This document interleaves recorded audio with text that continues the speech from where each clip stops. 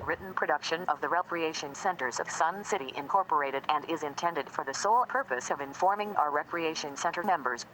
Any duplication, copying, transmission, broadcast, or use, including electronic and social media, is strictly prohibited without the prior written consent from the Recreation Centers of Sun City Incorporated. Thank you for watching.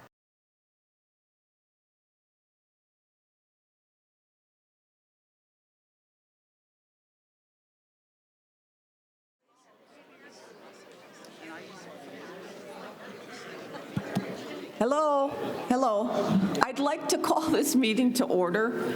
Would you please rise and join me in the Pledge of Allegiance to the flag of the United States of America? I pledge allegiance to the flag of the United States of America and to the republic for which it stands, one nation under God, indivisible, with liberty and justice for all.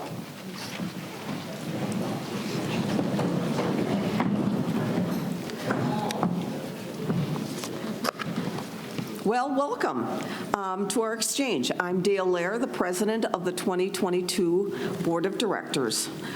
This meeting is audio and video recorded by RCSC management and staff. Please be advised that there's no recording of this meeting by any individual. And if you wouldn't mind to take out your cellular phones and put them on the vibrate mode at this time, I'll try to remind you to turn them back on at the end.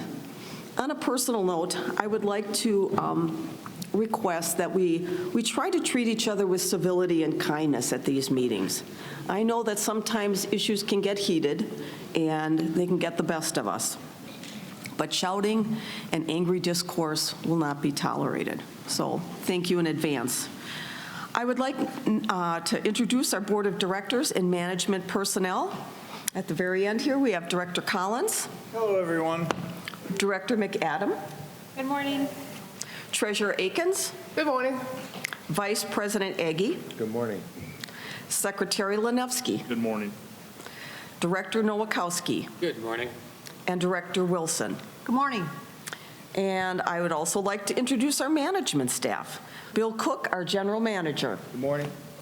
Kevin McCurdy, Director of Finance. Oh, not here. Angie Nelson. Angie, okay.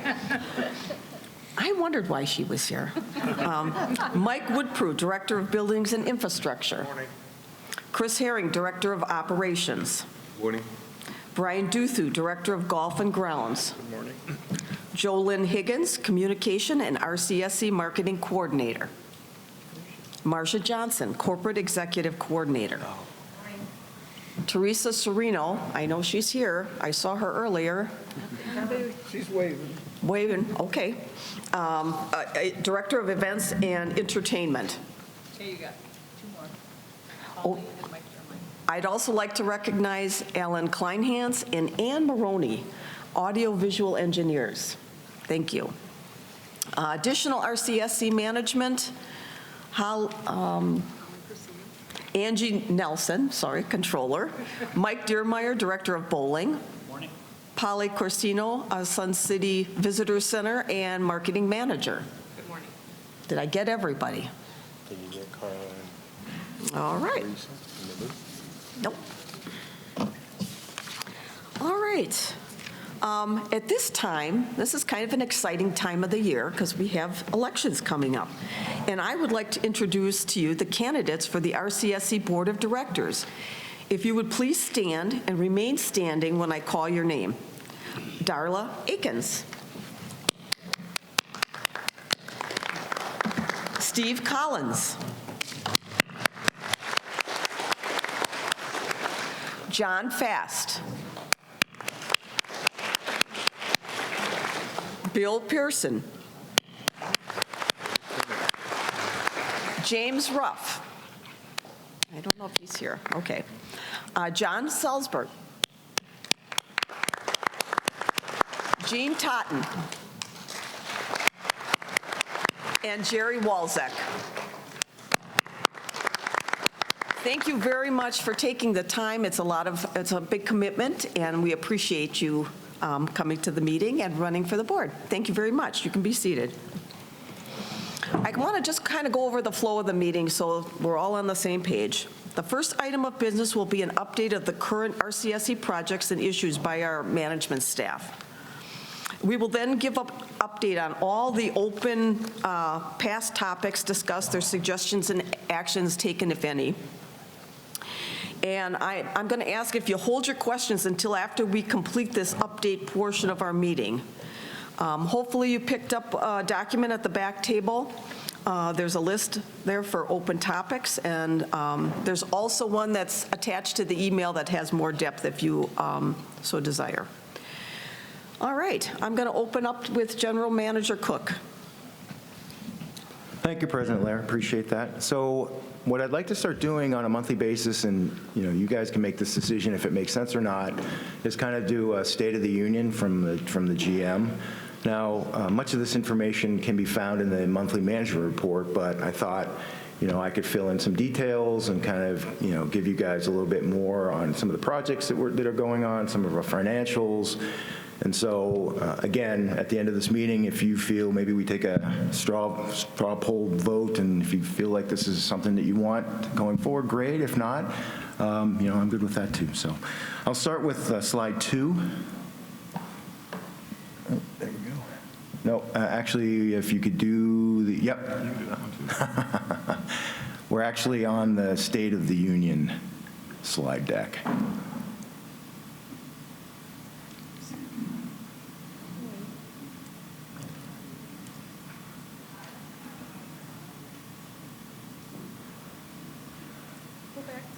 And that's okay. We'll post it up on the web after this is over, so. Oh, there it is. Perfect. I thought that was a pretty good cover slide, actually.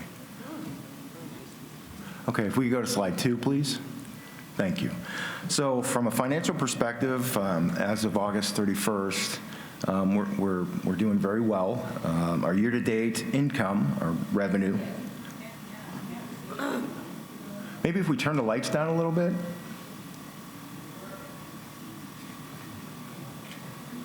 Again, I'll post this after this meeting is over. So, year-to-date income was $16.8 million, and that was favorable to budget by $1.3 million. So we're doing better than we had expected on the income side, and a lot of that is due to this guy right here.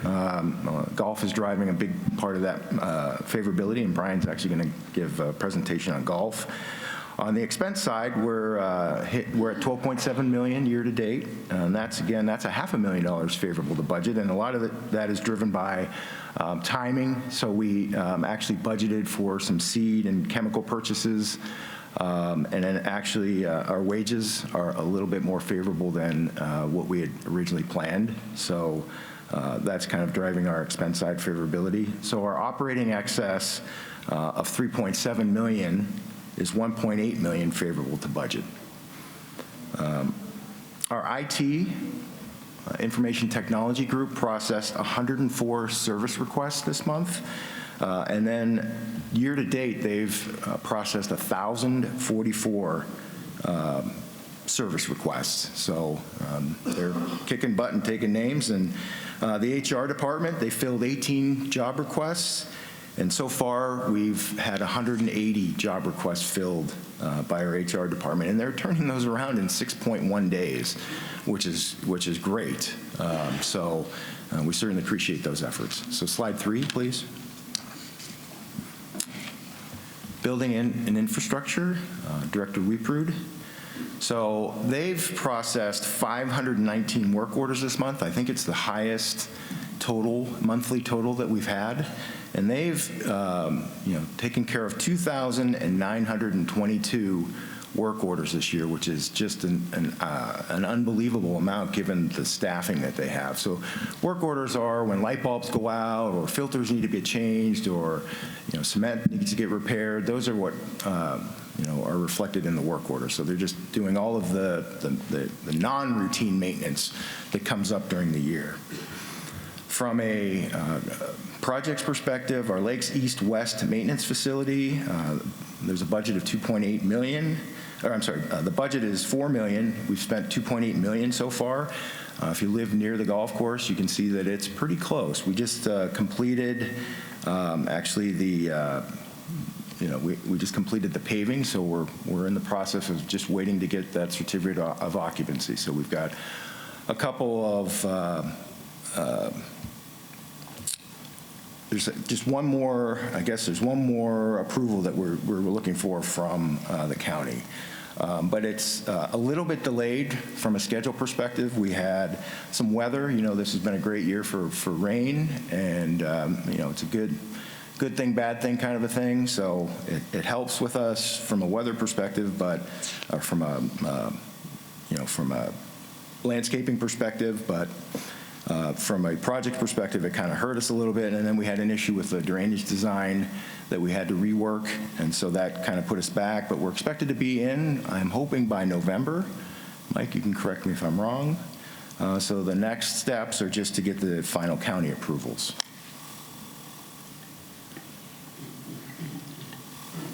Mountain View, so phases 1 and 2. So we have a $27.3 million budget. We've only spent $81,000, but just because we haven't spent a lot of money doesn't mean that there's not a lot of things going on. So so far what we've done is first of all, we've had a 90-day moratorium, so that kind of put us back from a schedule perspective. But we think we're back on track now. So some of the recent milestones, we submitted a request for proposal to 4 construction companies, and and 3 of those responded back. So we're in the process of reviewing them, and so the next steps are to get together and do an interview process with the 3 that responded. And then from there, what we want to do is choose one of those, and they will be the contractor at risk. So they'll be in place for the detailed design, and so we think it's going to be a good process when it comes to Mountain View. And also, I know Mike has already scheduled some meetings with the performing arts folks so that we can get the design and the requirements that they're going to need. So, we're going to make sure that we get inputs from everybody who's going to use that facility. So we're starting there, and then we'll work with all the other groups. So, if you're a club that's going to be utilizing that space, expect something from Mike, okay? So Sun Bowl, if you go to slide 4, please.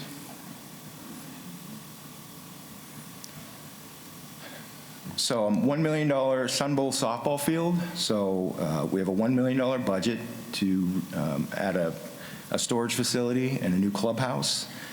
We spent $7,000 so far. So we had some delays there.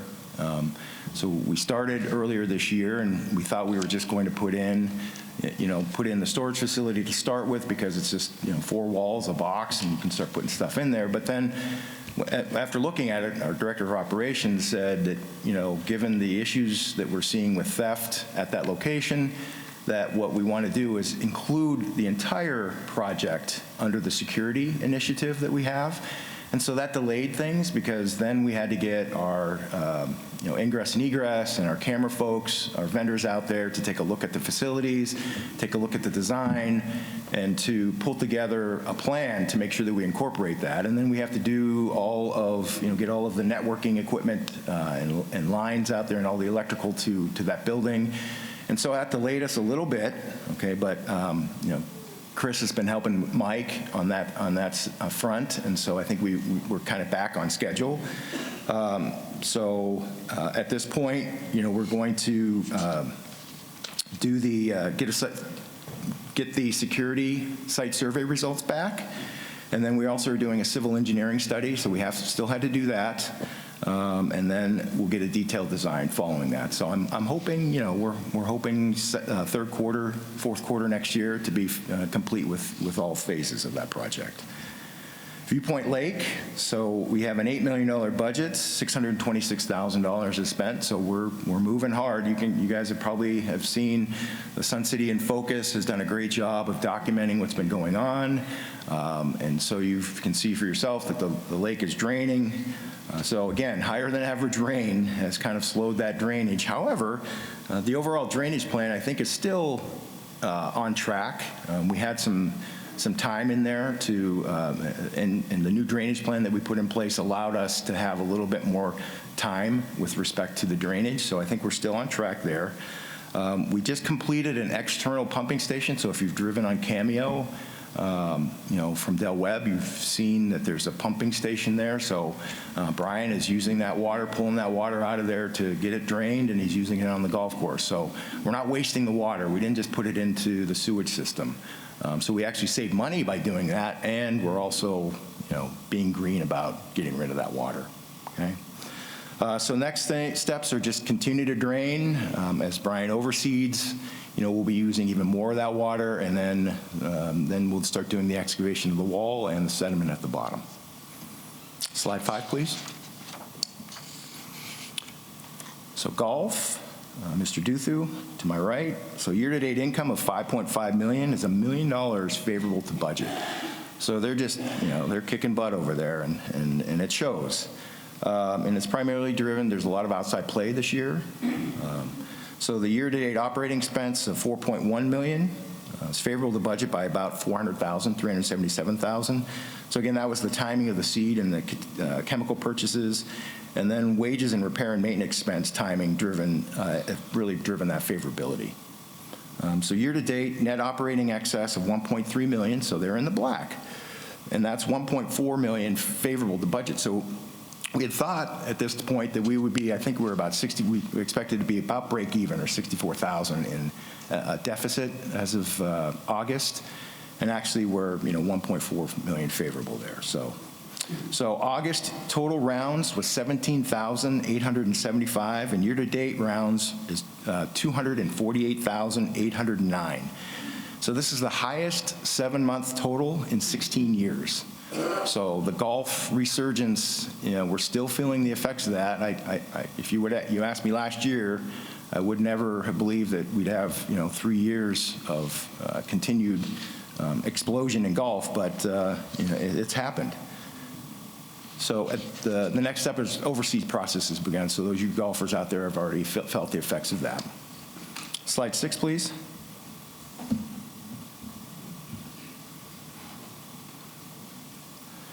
Bowling, Mr. Dermeyer to my left, Director of Bowling. So year-to-date income of $558,000.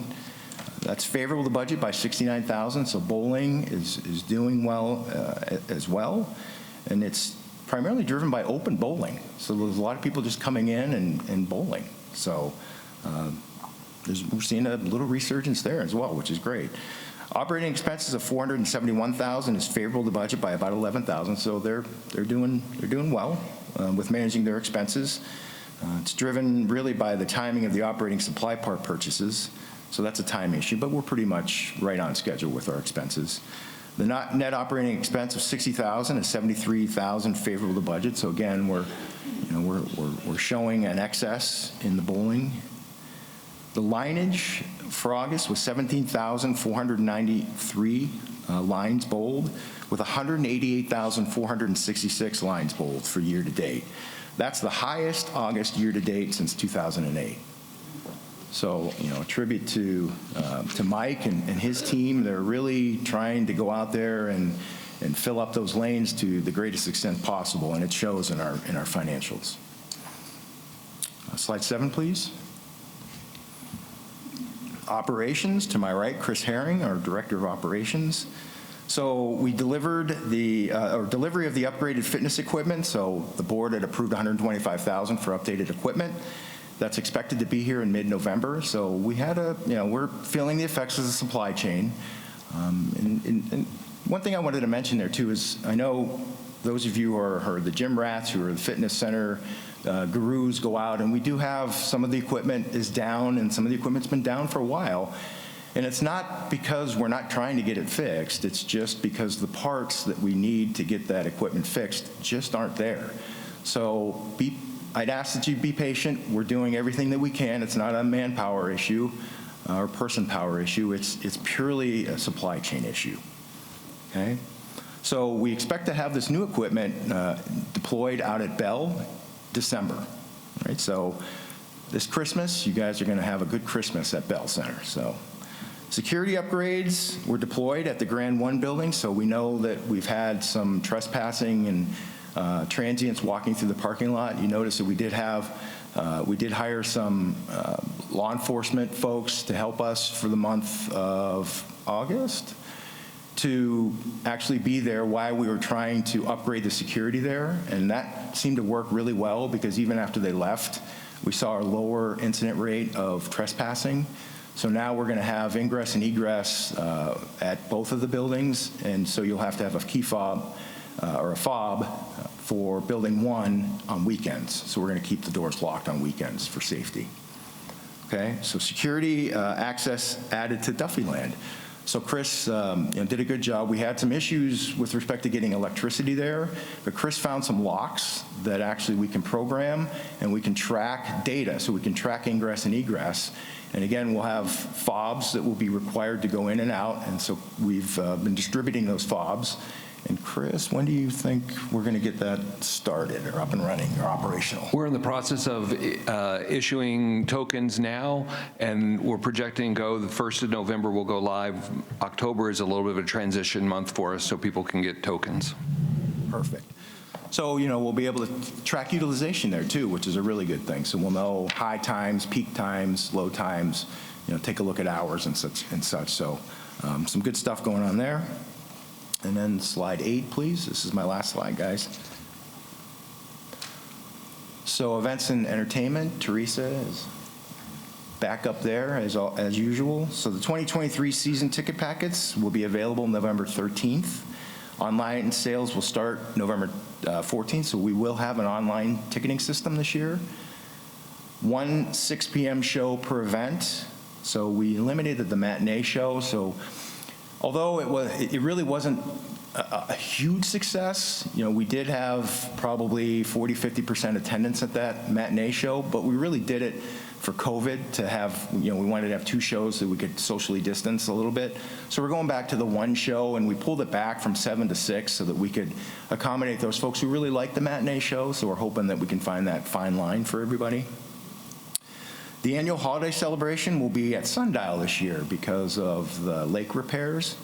So the duck races will go on. So we will be selling ducks. So last year we had a record with respect to the ducks. I want to match that or exceed that if we can at all possible. I think we sold every duck last year though. So let's do that again this year. And then we will have a golf cart parade versus the boat parade. So we'll have people sign up and they can decorate their golf carts, light them up, and then we'll have a path that people can follow, and we'll have a parade there. So, we don't want to lose out just because we're repairing that lake. The Sun Bowl shows started September 25th, and they're going to run through October 30th. So right now is the high time for Teresa and her staff, but always giving you guys a great show. So that's all I've got. So thank you for your time and patience. I appreciate it. My door's always open.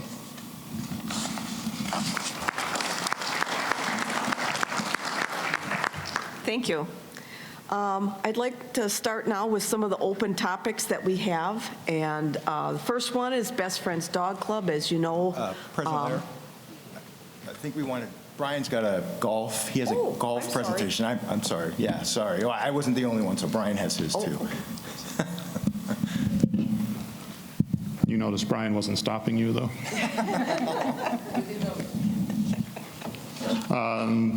I'm going to start on slide 2 also.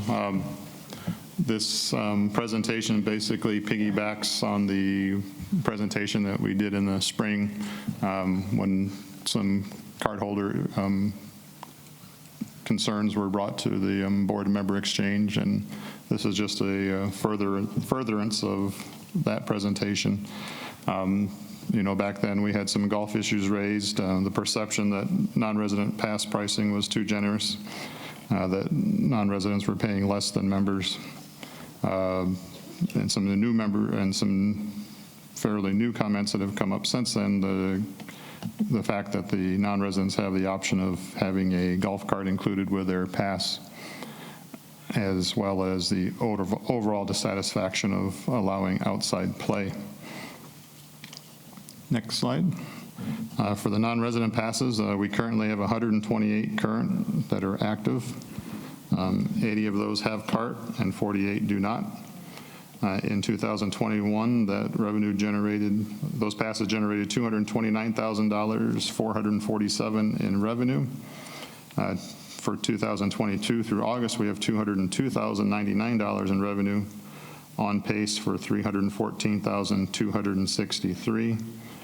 The on pace brings into account that we raised that pass in August by $250 for each one.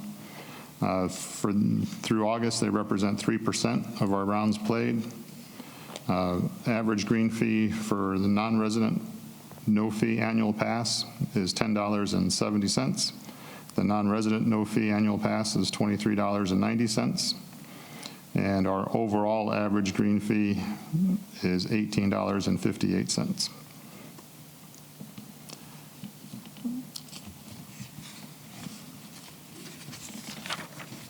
Next slide. This is just a summary of the impact that public play has on our revenue. Since 2015, our total golf revenue has increased by over $2 million. All major golf categories, green fee categories, have seen substantial increases of at least $100,000. Non-resident pass revenue since 2010 has generated a total of $1,275,887. And our public daily green fees since 2015 has increased by $774,949.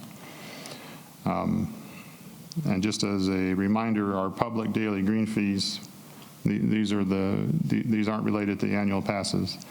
They're booked 3 days in advance, utilizing tee times that are less desired by cardholders and members. Cardholders and members are able to enter the lottery, and their tee times are assigned 5 days in advance. And then after that, they're able to call in on the 5th, on 5 days and 4 days in advance if they didn't get in through the lottery or forgot. And then 3 days out, we open it to public play.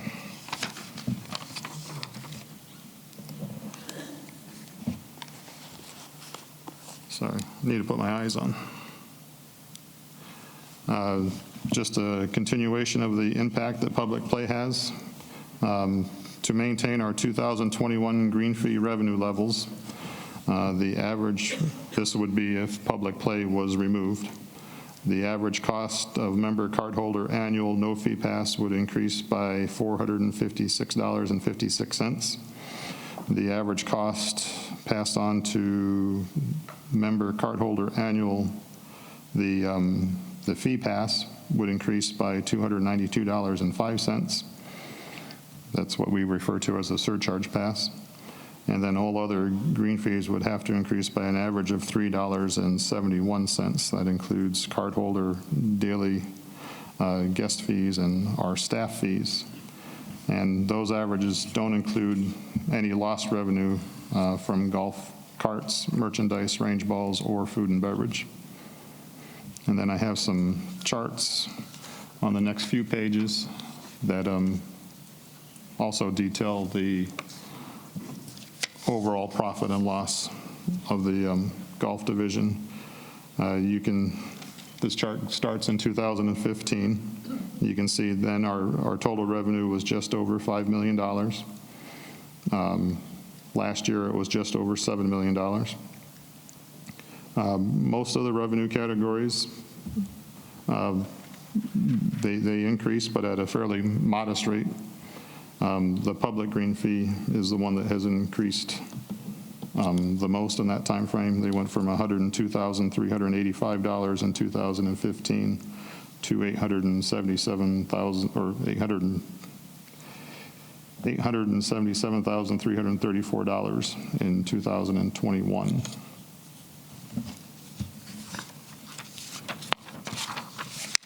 The next chart is just a percentage of revenue type as a percentage of total revenue.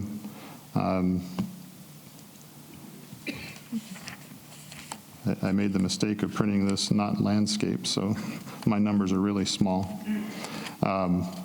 You can see in this time frame, in 2015, our prepaid green fees, which are resident prepaid green fees, were 33% of our total revenue. They've dropped to 27%. Daily cardholder fees dropped from 24% to 19%. Surcharge has gone down 2%. Guest fees went down 3%. But in this time frame, the public green fees went from 2% of our total revenue in 2015 to 12% of our total revenue in 2021. So just kind of a reflection of how, as cardholder percentages went down, it opened up some opportunities for public play at times that they may not have otherwise had. Plus, the publics increased at a greater, the green fees increased at a higher rate.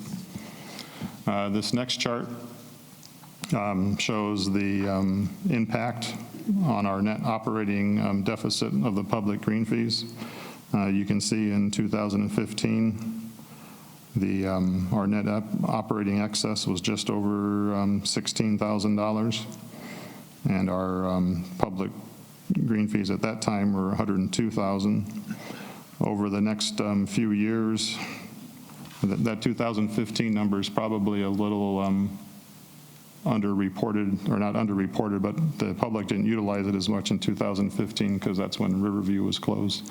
So when we had one golf course closed, we had more pressure from internal play, so less opportunity for outside play.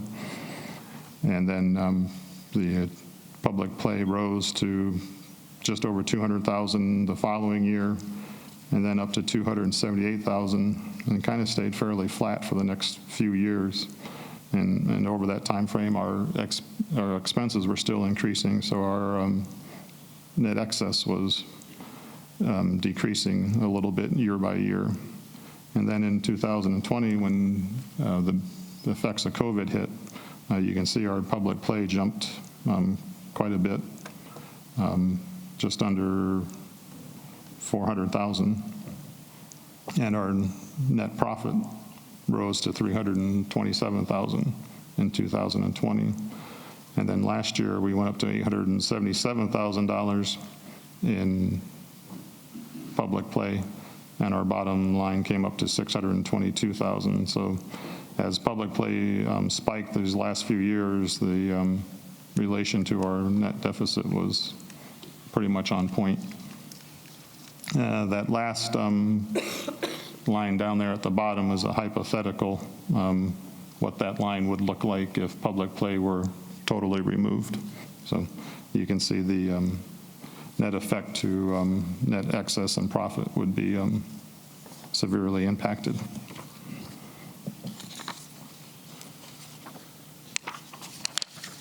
For our 2023, should be slide 9, golf strategy. We increased our outside passes by $250 for each pass type. That was completed August 1st of this year.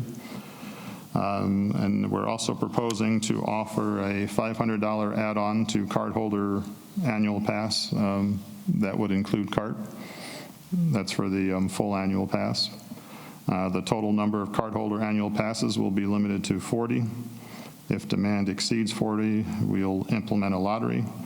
And then the non-resident pass holders with cart will be limited to the remaining number of cart options available, not to exceed 80. So we ultimately, if we have 40 card holders that desire to add on a golf cart, we'll be reducing the number of outside passes by 40, at least that include golf cart.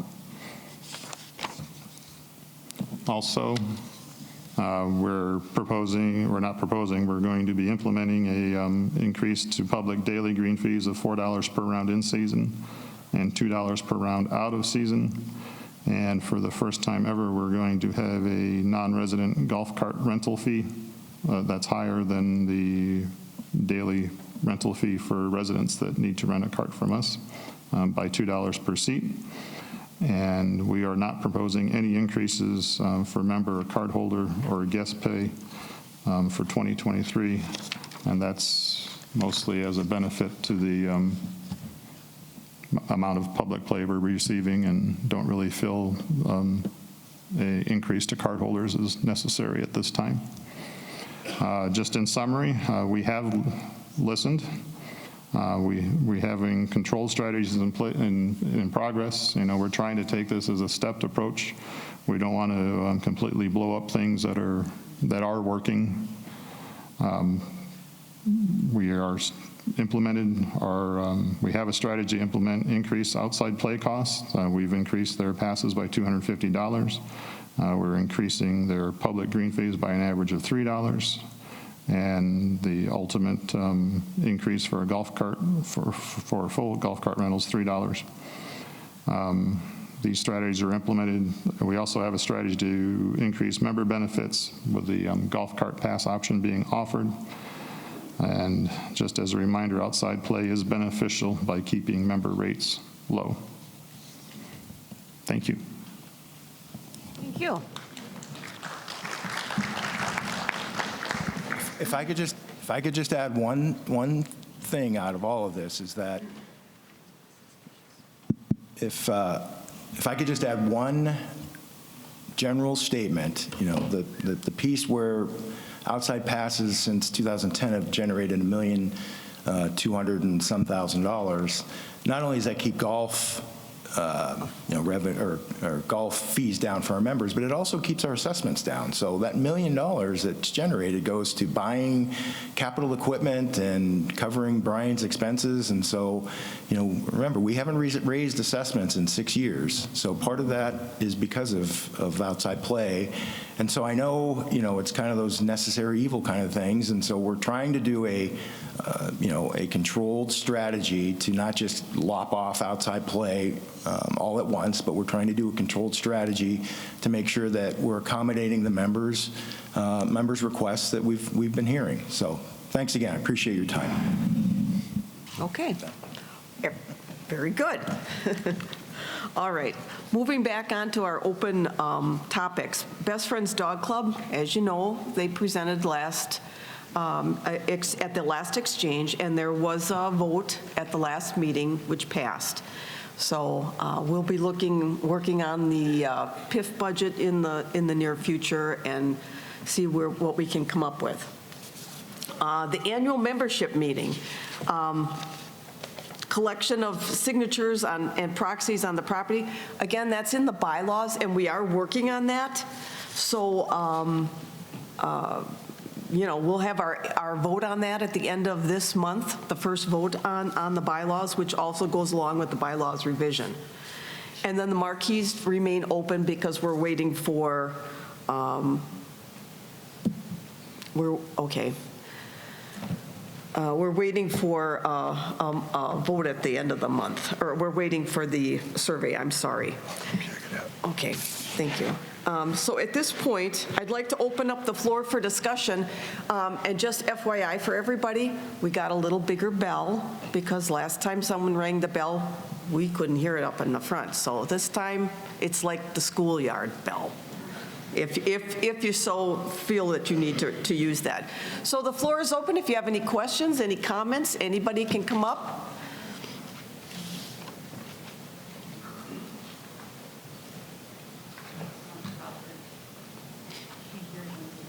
Okay, hang on. Okay, now try. Try it again. Okay, Sandra Crawford, Yes.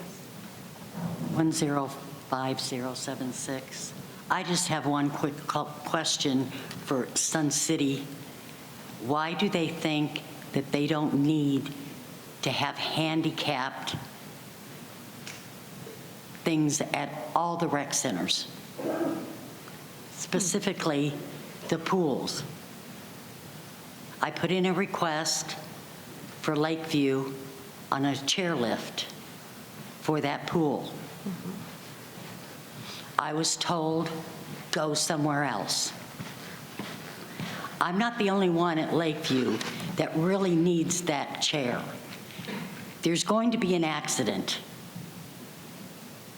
I watch people get in and out of that pool, and it scares me.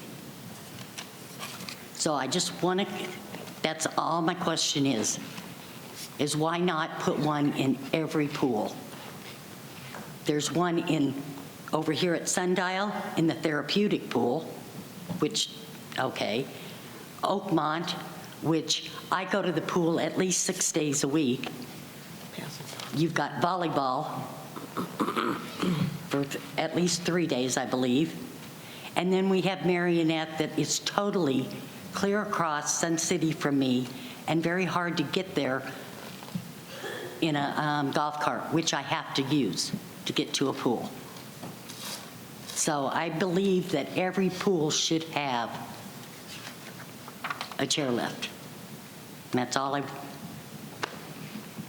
wanted to say. Thank you.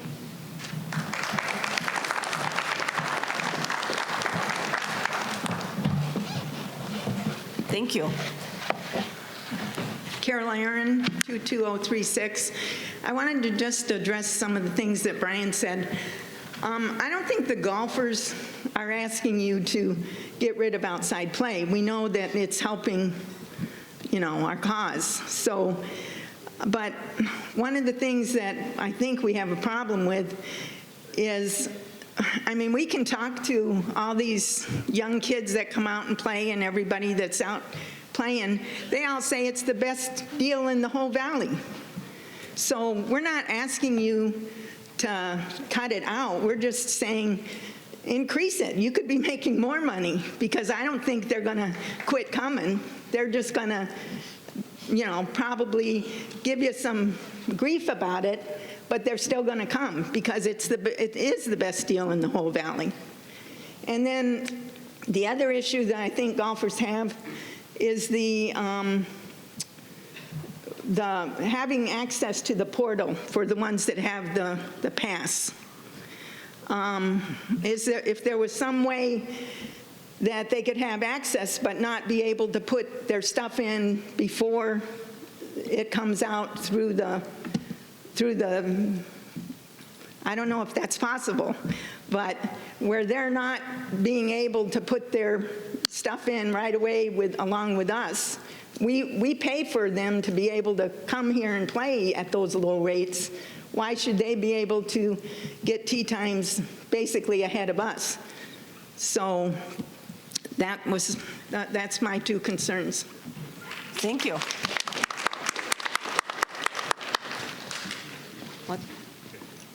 Mr. Cook, I have a question.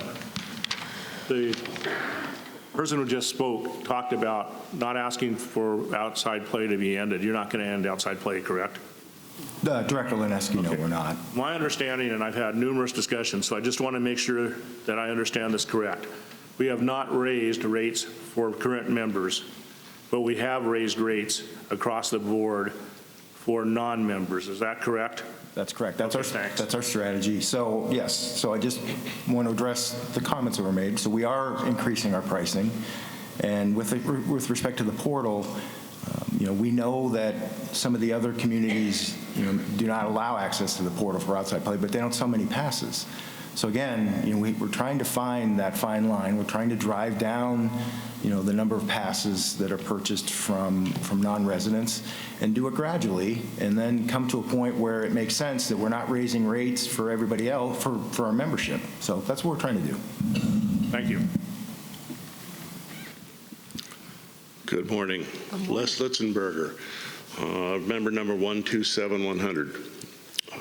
Thank you for the opportunity to ask you questions. I'm glad that we're back to this format after a few years of not doing this. First question, has the PIF budget for the Grand Center been closed? For the Grand Center Building 2 been closed? And if not, how much money remains in that budget? Do we know that? Chris? I assume they're going to be looking at Brian. Mike? A lot of looks other directions here. Hello, Les. Hi. Yeah, there's budget left. We have to build out the one empty shell space in Grand 2, as you're familiar with. And we have a proposal in the process. We're going to have to come back and ask for some extra money to complete it, but we have about $300,000 still to go for the project as a whole. Okay. Apparently that is somewhat earmarked, but if we made a budget request for the 2023 budget last spring, pardon me, for HVAC, air conditioning in particular at the auto shop. And if there is money left in that budget, could that be used rather than considering the air conditioning for the 2023 budget? Question. Don't need a specific answer. It's just a question. I know it's not an answer I'm going to get, but could that be used for that? If none of you have been there in August, July, August, good part of September, the place is pretty much inhabitable and unsafe for people of our age. So if you're guys wanting to work on a car, work on a vehicle of any sort, it's not just cars, it's a tough place to be in that time of year. I would offer that you come down there next summer if we don't get her done by then, and spend a few hours in there in the afternoons. It's not a happy place. Since we did request this, the air conditioning, I don't know if where it is in the budget planning process, but I would assume that the board would need information as far as cost of air conditioning of that if they're going to make a decision on it. I'm curious if management has done anything about getting costs for air conditioning in that facility. We currently are in the budget process, and we'll be presenting that to the Budget and Finance Committee. Did that answer my question of whether we've done anything about air conditioning? So we have not done anything because we don't have an approved budget. So we don't go out and get quotes for things and spend time and effort if we don't know that any of the spend has been approved. How would you know what to put in a budget if you don't know a number to put in there? Well, we certainly have enough history with HVAC systems that we can put budgetary numbers in. So. Okay. That concludes my questions. Thank you. Thank you.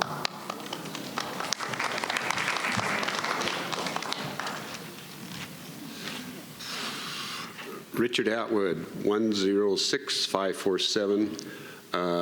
Just an upfront note on new board members. If you're going to be too busy to schedule an extra meeting to discuss members' problems, because then don't join the board, because it appears in the past we've had members of the board say, we're too busy to call an extra meeting. I don't know how they're too busy when this should be important. So anyway, if you're going to be too busy for any special meetings to discuss our problems, please don't join the board. Now the golf courses, I'm not supporting the golf courses, but you have all these people that don't like golf, and they think the golf course should be self-sufficient. They should make enough fees to support the golf courses. Well, it seems like a lot of hypocrisy when you have these new venues, whether it's the dog club or the auto club or whatever. You're spending millions of dollars on these clubs. Are the members joining these clubs? Are they paying that? Is this self-sufficient? Are the Friends for the Dogs, are they paying the $1 million or whatever this is costing? Because what's good for the goose should be good for the gander.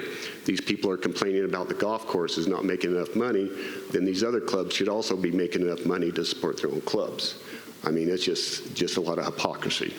Another thing is this year's been kind of bad for mosquitoes here and there. Some people say, well, it's the rain. Well, no, that's not true. We've had worse seasons than this in the rain. What is true is there's none of fountains and aerators in all the ponds. There's some ponds that do not have fountains and aerators, and now all the golf courses have been redone, and somehow they left out putting in fountains and ponds. Mosquitoes, some believe, they produce in the grass. They don't do that. It's standing water. And in the ponds on the golf courses that don't have fountains, that's standing water. That's where you get the mosquitoes. That's where they breed. That's where they come from. It's not the grass. So I'd like the golf courses to take a look at how much it's going to cost with their revenue to do something important like let's control mosquitoes around here. I know the golfers don't like it. The residents don't like it. I'm not sure how much it's going to cost now that they made a mistake not running electricity to these ponds. But there's also other options such as solar pond fountains and aerators. That's another option.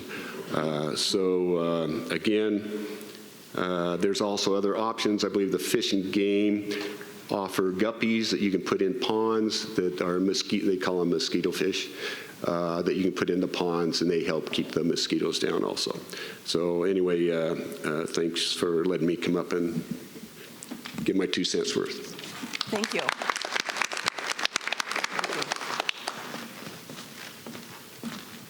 Good morning. My name is Connie Sherman, 127101. And first of all, I'd like to thank the Bylaws Committee for all the work they've done, but I have a few confusing things that I've noticed, and I haven't read the 46 pages of it or whatever it is.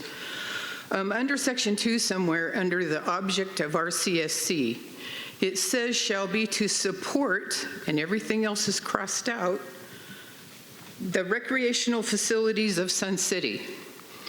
The things that are crossed out, it says the object of RCSC shall be to, start the cross out, qualified under Section 501c4 of the Internal Revenue Code, is regulated by Arizona Revised Statute Title 10 for nonprofit corporations. RCSC was created for the sole purpose of supporting, and then the other crossed out parts is activities within Sun City. Are we not a 501c4 anymore? And what are activities you're crossing out? Go ahead. Okay. Ma'am, that's a really good point. The problem that we faced, and we had legal advice on this, is you need to have certain wording about the object of Sun City. And upon legal advice, that was done. In other words, if you go beyond what we originally did as Sun City, you run the risk of losing your 501(c)(4). So that's basically based on legal advice. I understand your point. So that's all I can say, is we're trying to protect the 501(c)(4). Yeah, it's fine. Okay, so that makes me think that we could be a 501c3? No. No. Okay, so where does it say anywhere that we're still going to be a 501c4? It says it right there. It's not crossed out. Yes, No. it is. No, it's not. The vision is crossed Page out. 3.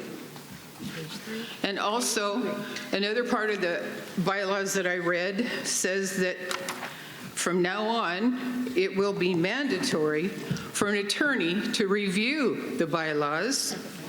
And I don't know that that's, I know it's probably a good idea.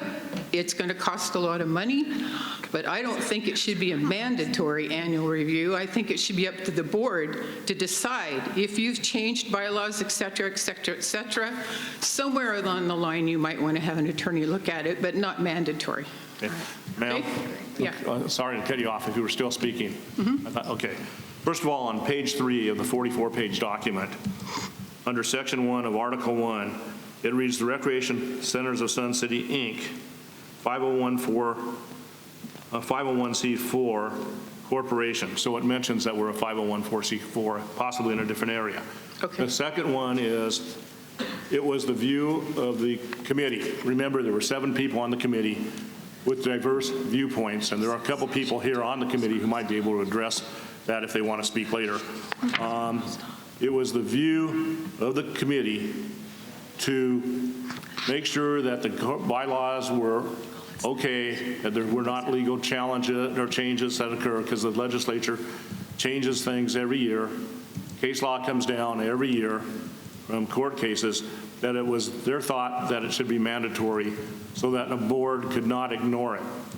In other words, they want to make sure that the bylaws every year are legal and there needs to be no changes. That was the reasoning for it. I understand your point about having it at the board's discretion. The committee didn't want it at the board's discretion. That's something the board will have to decide because there were two viewpoints.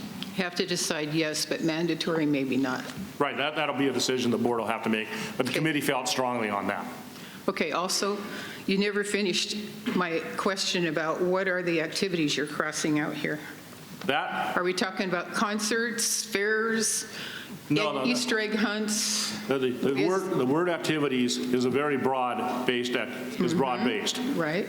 And the problem is, if you go beyond the purpose of 501, the 501(4)C that was done, into other activities, which could be anything. I mean, it could be anything from opposing zoning to wanting to bring under 55-year-old people in here to, I mean, it was too widespread.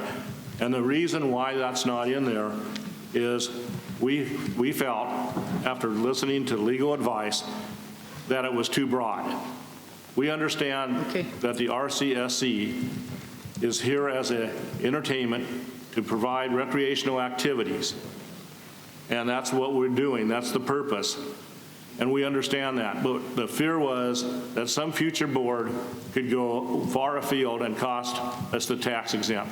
So we're not going to stop the activities that we're doing. It's just simply that it was too broad. Okay. That's the clarification I was looking for. Okay. Thank you.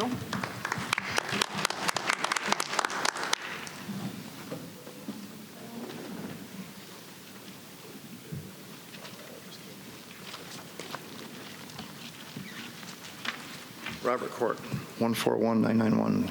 I had no intention to be here. I was just driving past, seeing all the cars. So, no prepared paperwork.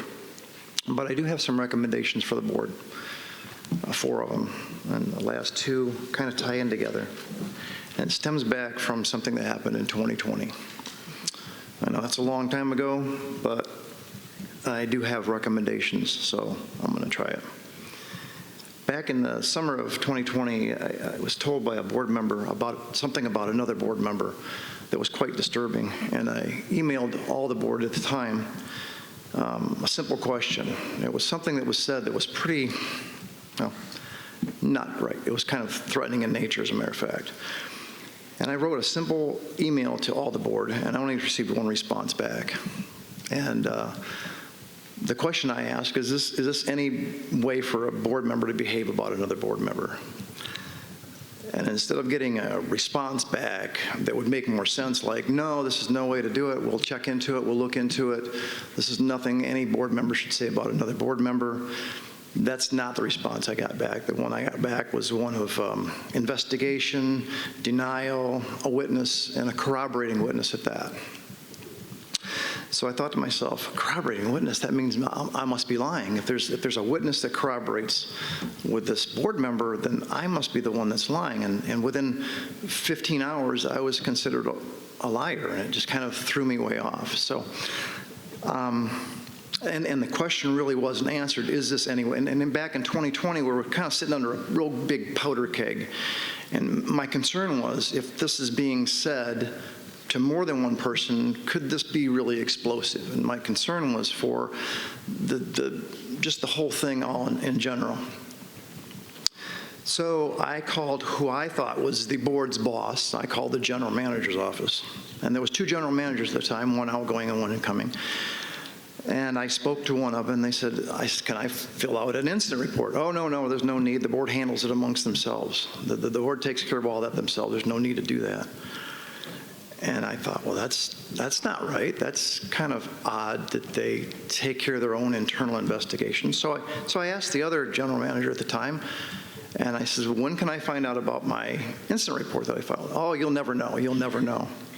So my first recommendation, or the first thing, and you may have already done it, I don't know. I not like the last speaker, I have not read all the bylaws and policy changes. But I would recommend that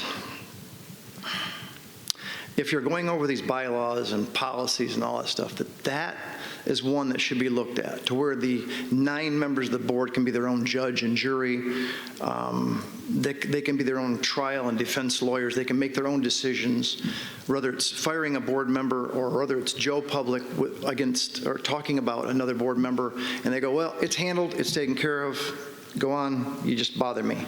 It's all done, especially when it considers that kind of things. Because 3 days after I received the investigation email, this email said I investigated, I actually talked to that board member for, I think it was, let me see on my phone, 42 minutes and 17 seconds. And in that conversation with that witness, he said he didn't corroborate, didn't hear it, don't recall it, don't remember it, but if it was said, it probably wasn't meant. So I'm thinking, well, then you're not corroborating. That means I'm possibly not, I'm not lying about it. It's certainly just my word against their word, but there's no corroboration. And I took the advice of the board. So my first recommendation is whatever this policy is that allows the board to figure out their own thing, fix that. Wherever it is, if it's in a policy, if it's in a bylaw or whatever it is, fix it to where it can't be done like that anymore. Because I didn't get to know what the results was. The only results I was told is, it's done, go away, you bother me. And that's just not any way to handle it. So that's my first recommendation. My second recommendation is that I came to my first time to the microphone was that year, the summer of that year. And I came, and the first person I seen was the witness. And I said, did you change your story? Have you decided something different? Have you changed it in any way? Nope, I didn't hear it, but I can't say it wasn't said. And I said, okay, well, I'm going to go up and make a fool of myself. I'm going to stand up in front of the board, and I'm going to ask this person. So we had a one-on-one kind of conversation, and we agreed on part of it. Have I ever met you? Nope. Have you ever met me? Nope. Have we ever talked before? Nope. Have we talked since? No. Did you say that? No. That's where we disagreed. And then the timekeeper called time, and I left. And so my next recommendation is based on that same incident. And you're on a hot microphone. You're being videotaped. I'm being videotaped. And sometimes what you say in these little microphones, and I've heard it, I don't come to all these meetings, but I watch them all on YouTube, every single one of them. And you grumble amongst yourselves on the board. Why is she doing that? Why does she keep doing that? Why is he doing that? And it's on this hot microphone that you can't hear until you go home and you watch it and you think, what in the world? And I've watched new people come into this city and they go, I'm new here, first time here. I went and watched some old videos, and you guys don't even like each other, let alone like the people that come up here. And in my particular case, when the timekeeper called time, I said, I'll be back. And the same person I was talking to, the same voice I was talking to, when I turned away, said, yeah, you be back. Jesus Christ. And that was heard, not here, not as I was turning my back, but it was heard on video for all of Sun City, and not just this Sun City, but Sun Cities in California, Florida. Anybody that listens to these things on things was, yeah, you be back. Jesus Christ. And it wasn't the kind where you say Jesus Christ in church. It was one of those, you disgust me, how dare you challenge me? And you're being recorded. I'm being recorded. I dare not say that again because I could be maybe struck down. I don't know. So I'm not going to do it again. But that is my second recommendation is watch the furrowed eyebrows and the disgusted look that comes across the board to people that come up and just challenge you on whether you're spending $40 million or you're spending $5 million. It's just disgusting. It's disgusting to see and hear. And that's my second recommendation. My third one is the very next month another member came up and asked about the situation. And from on that stage, somebody said, oh, there's a corroborating witness, it's all taken care of, it's done. And again, I heard this corroborating witness knowing that there's not one and thinking to myself, wait a second, this person just in front of everybody on YouTube said that person must be lying. And so I really don't care what you think about me. None of you. I just don't personally care. I don't know you enough to care what you think about me, but I do care about your honesty and your integrity. I do care about that.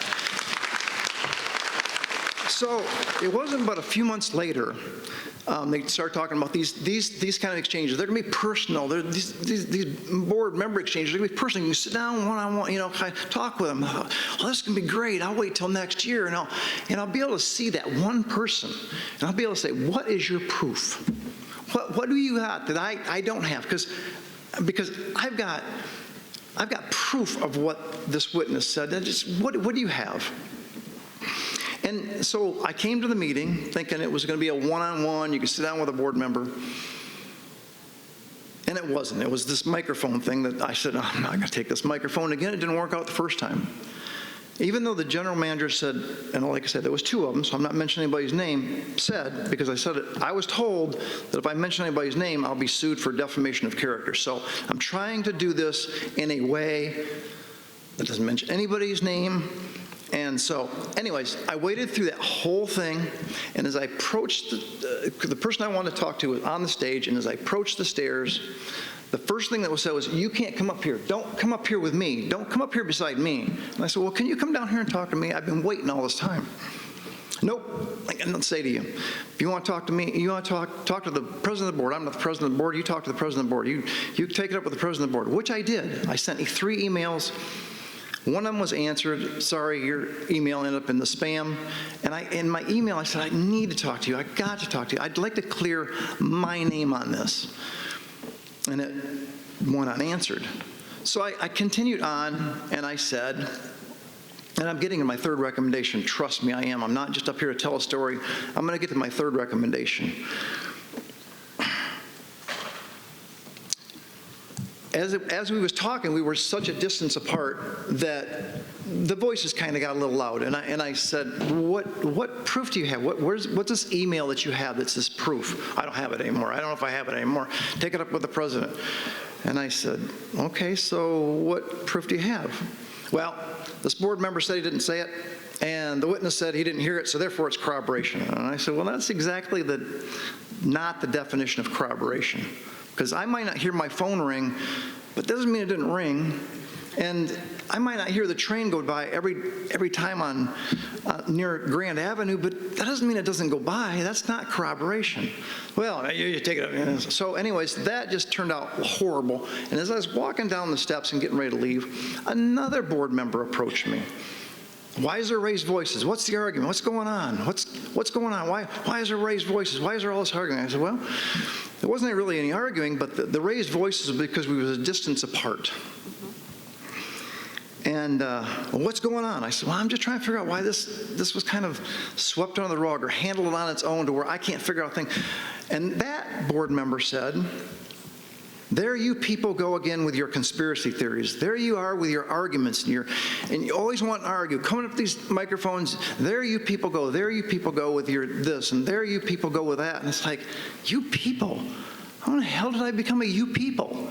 I've been here 4 times in 7 years, and twice to this microphone. How did I become a you people? And why would anybody say something like that? I mean, I worked in a prison for 30 years, and we couldn't certainly walk by a group of pedophiles and go, you people deserve whatever, and you people do that, and you people do that. You just can't do that, especially when you're on a perceived or on certainly on a perceived or a real level of what you would call authority. When you do you people, you're saying us people. Us people are better than you people and you people. And it's just a derogatory, nasty thing to say. And again, I was approached with you people. And it's like, I'm not a you people. I don't get it. I'm just trying to take care of something from a long time ago to where I can clear my name, not because I care what you think about me, but just to clear my name. And so because that didn't go anyplace, my 3rd recommendation is this. And this is for this board, anybody wanting to get on a board, and for all future boards. If your attitude is not to just look out for the people that are out here and in our community, because at the very beginning of that year, of this year, I believe one of our board members said, it's no longer, we're going to forget the past, and it's no longer that way. It's going to be us and you working together. And within a few months, I was called a you people. I was lowered to a you people standard or a level. And that's just not in good faith. So my recommendation is if you're on the board, want to be on the board, thinking about being on the board, or are going to be a future board member, this is for everybody. If your attitude is other than just protecting your constituents, we're coming up with an election year, and everybody's like, take me to Washington, I'll represent the constituents. And that's what they're supposed to do. But they get there, then they get power, or they get money, and they forget about their constituents. And I'm just asking the board that if you're going to do it because you care about the people, not because you want, because money's out of your situation. And I'm sorry you're ringing the bell, but I'm going to continue. I'm going to continue for just a little bit more because I'm almost done. Sorry, I'm taking up too much of your time. Take my time. Thank you. If your attitude is, other than just taking care of the people, if your attitude is, I've got power because I'm a board member, I'm this because I'm a board member, or Jesus Christ, or any other kind of attitude other than that, just quit the board. Just whatever. You're not being paid. You're not going to lose a paycheck. You're not going to do anything. And for heaven's sakes, don't brag about how many hours you've done it unless you're doing something and you get down and go, hey, look, 300 hours later, we've accomplished something for 80% or 70% or 90% of the people here. But if you're just bitching about, I'm not respected, nobody likes me, and you clap for those people that are out here, but you don't clap for us up here. If you don't like it, just quit. If you want to be a volunteer, volunteer for the Prides. Crying out loud, in their name it says Prides. Just don't be on the board if you don't want to be on the board because you're just volunteering. Which brings me to, that's my third recommendation, and I don't know if it's even written down or even anybody even cares. My fourth one is, and this is the last one, is you are volunteers in a city full of volunteers whose motto is City of Volunteers. And if you don't want to volunteer for it, quit. Just quit doing it. But quit bitching about your job. Quit having somebody come up and say, oh, you don't see how hard they work. They work so hard. They do so much for you. We put in all these hours for you. So? Who cares? You're volunteering. Just quit. If that's the attitude. My last one is an ask. That was my 4 recommendations. My last one is ask. If there's anybody on the board that wants to know what the hell I was talking about from 2020 and they really care, I would like to have the opportunity to talk with them. Because I've got some interesting things to say about that and wonder why something was, in my opinion, certainly swept under the rug. Thank you for your time. Thank you for your time. I didn't need to waste too much of it. Appreciate it.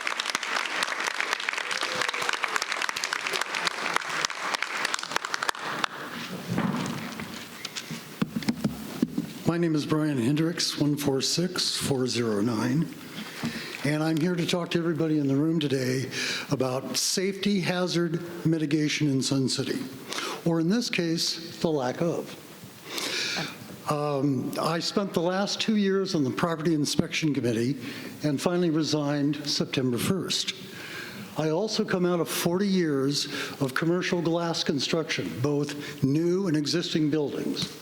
So when I speak to you about safety, particularly hazard mitigation, I've got a lifetime of daily involvement in this subject. During my 2 years of inspections, I inspected pretty much only golf courses, the facilities and specifically the grounds. And with the exception of Riverview Golf Course, that never ever had a safety hazard problem on the course, every single other golf course in Sun City had them repeatedly for 2 years. When I talk about safety hazard mitigation, what I'm talking about is when a hazard to the general public, to us as members, or to employees of Sun City becomes known. Not only OSHA, but laws in Maricopa County specifically and explicitly require the mitigation to happen as soon as those safety hazards are known. That has not been the case over my 2 years in Sun City.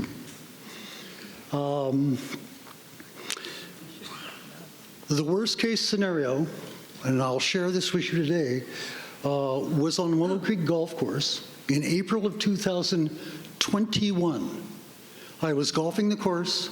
I came up towards the 10th hole, and off to the right there is a wooden bridge crossing the creek. And the safety railing was laying on the ground. So, being part of the inspection committee, I went over with my phone and I took a look at it.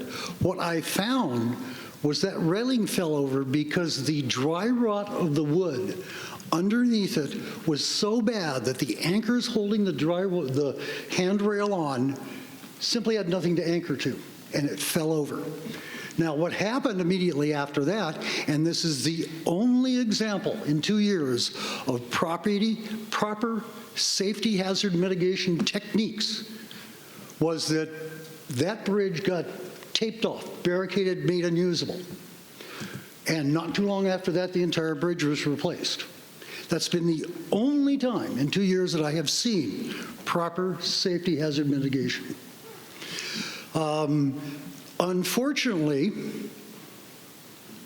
in September of the same year, some 4 months plus later, I inspected Willow Creek Golf Course. And what I found was that 5 bridges between the 2nd and 8th hole, all wood, 4 out of 5 of them were in a similar condition. Extensive dry rot. I filed a report on September 7th. That long after the first bridge showed signs of dry rot. And nothing was addressed on any of the bridges that I reported on until the November 30th meeting of 2021. So what I'm talking about here is when it was known that there was a dry rot problem in wooden bridges. And by the way, Willow Creek and Willowbrook are the only ones in Sun City with wooden bridges. Absolutely nothing happened between when they knew in April and the November 30th meeting, even though I filed a report in September that detailed the other 4 or 5 bridges and their problems. And the reason I'm up here today is because this is a serious safety problem. Nothing happened for mitigation, nothing happened at all from April until the end of November. And it's just one example of many in my 2 years. When I resigned, I sent a letter of resignation to the chairman of the board, Dale. I'm sorry, Dale, you weren't chairman of the board by that point. And in it, I expressed my concerns and I gave my opinions of who I thought was responsible and what needed to be done. I sent that letter September 1st. I did not get a reply from Mr. Edge up here, who was the chairman of the committee. What I did do is I get a reply from Bill Cook, the general manager, who explained to me in great detail how much work they had done since the problem was first addressed at the end of November, and other problems. And it was all praise for how much work had been done, how much money had been saved, and how much they took safety seriously. I also, in the past, have been to a meeting where it was stated that our yearly insurance rates are kept low because of our great hazard mitigation program. What I can tell you people today, from all my experience daily in safety hazard mitigation, is that there may be something on paper, but I don't see any evidence of any functioning policies, procedures, training, inspections, or reporting, because I continue to have very easily identifiable conditions physically out on the golf court that were dangerous to our member and the general public. And when it finally hit a property inspection report, it got done whenever it got done. So I replied to Bill Cook's reply to me in detail. It was 10 pages. It included exhaustive examples of the fact that there didn't seem to be any policies to follow the law, OSHA, Maricopa County laws. This includes things like health laws. I won't spend a lot of time getting into it. I can go on forever.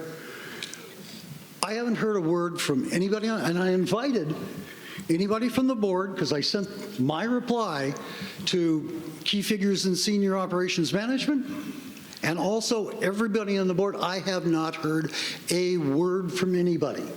In that response to Bill Cook, I offered suggestions. I gave them a link to the OSHA website so that they could actually set up a fully functioning program.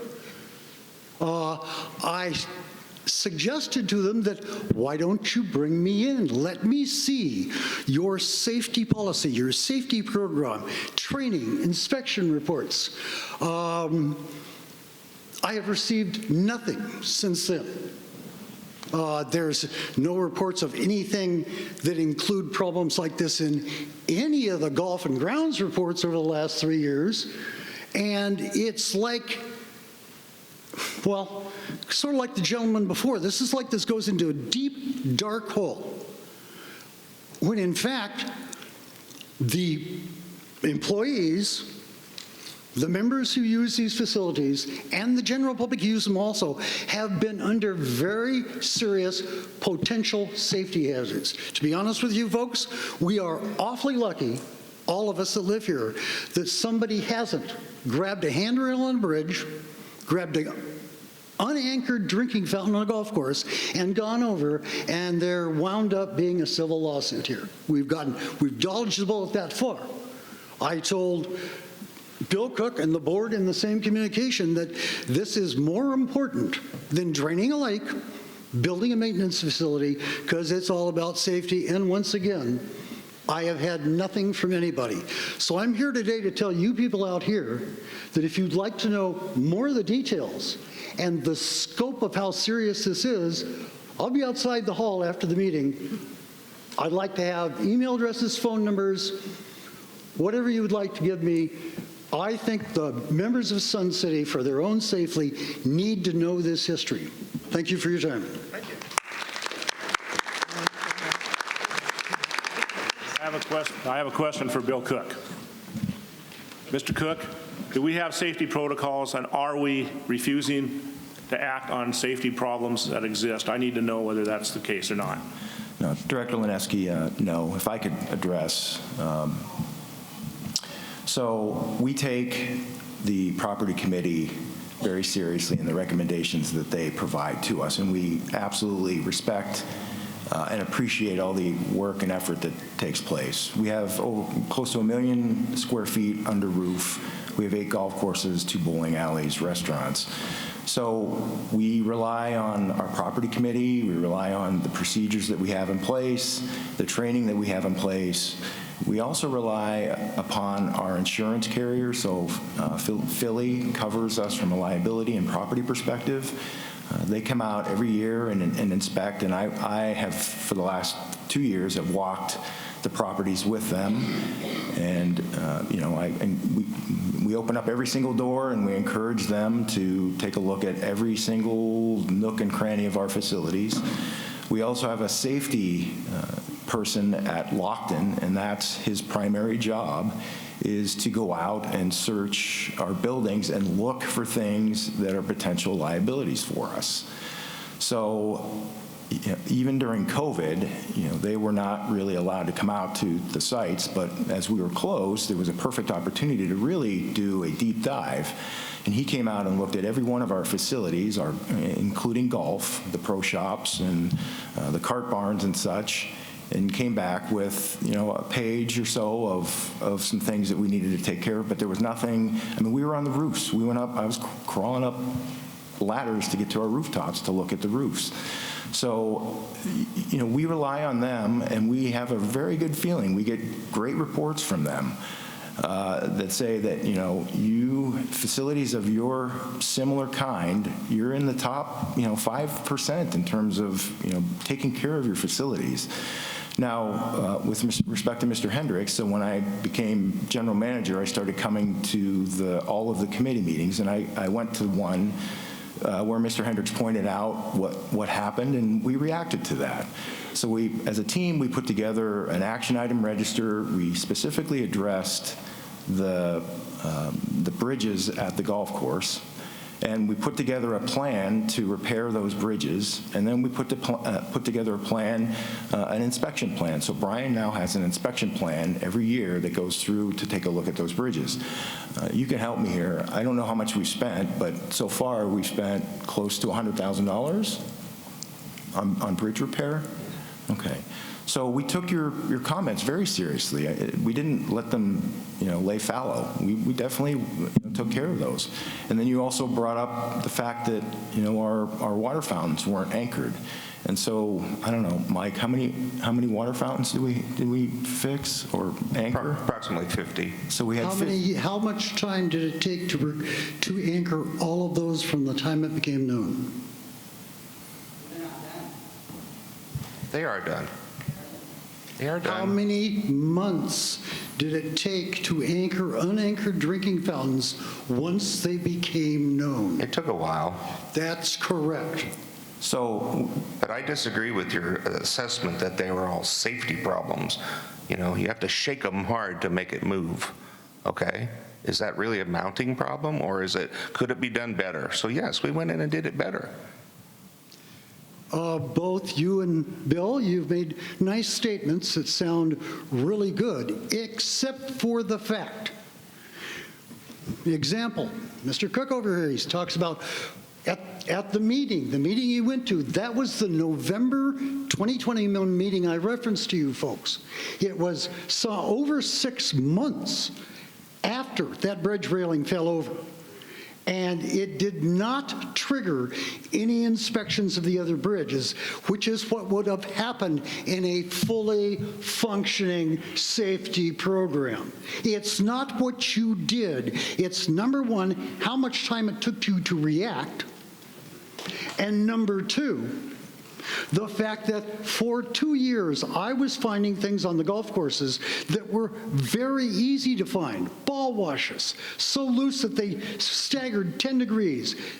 If somebody was inspecting them regularly, there, as near as I can tell, there are no policies and protocols for people to regularly inspect all things that might be a safety issue on these golf courses, and I am speaking from 2 years of experience. In my communication to you, Bill, I suggested, and I'm suggesting to this board, that this problem is serious enough that you make available to all members in an easily format your safety mitigation program, the policies, the procedures, the founding documents, things like when things are inspected on a regular basis, who is the point person for the entire program, all the things that OSHA suggests in the link that I gave to you, Bill, because it is obviously not happening, particularly out on the golf courses. And you can spin it any way you like, either one of you guys. But when it takes months and months and months to anchor unanchored drinking fountains that are this tall and this wide, which means they are top heavy, and anybody can walk up to them. I know because I walked to a drinking fountain on Lake Seas golf course that was mounted in the gravel, and I literally pushed it with one hand to where I had to stop it with the other. One hand. Now imagine what would happen if an older person out there golfing walked over to a drinking fountain that had no anchors in it. Of course, it's anchored to what? Water and electricity. And they grabbed it, put weight on it, or much less had an insecure moment at that time, and they went over. When I'm talking civil lawsuits, this is the sort of example I'm talking about. And all this nice talk about crawling up on roofs and your insurance broker sounds really good. but it don't cut the mustard, Bill, and it doesn't cut the mustard, Brian. Well, so anybody who wants to know more about this, I'm outside. I guess I would just, again, if you look at our claims history, we are, in terms of the claims that we have, in terms of we have 300 to 350,000 rounds of golf played every year, and we haven't had issues there. Not to say that it can't happen, but there's a lot of things that could happen, especially in our environment. So my point is that we addressed it. Now, did it take some time to address it? It did take some time, but we hit the ones that were, we thought were maybe potentially an issue, but we took care of it. We took care of it, so. Okay, I'm going to explain this to you one more time simply. When you find a safety hazard, law requires that it is either barricaded off so it can't be used or removed from use immediately when it happens. These are not expensive first-term solutions. You put a barricade around it, you remove it until it can be fixed. That's the part that hasn't happened around here. Bill, Brian, the board, that's the part missing out of here, and that's the part that tells me there isn't a functioning safety program, because they would already know what the initial response is. Fact of the matter is, somebody did know, because when it was so obvious to the public that a railing fell off of a rotten bridge decking, boy, that thing was barricaded in no time. That tells me that somebody actually knows what the proper procedures are. Combined with the fact that it took 4, 5, 6, 7 months for anybody to even inspect the other wood bridges after they already had one they knew that was bad. That is not effective safety, and that's why I'm here.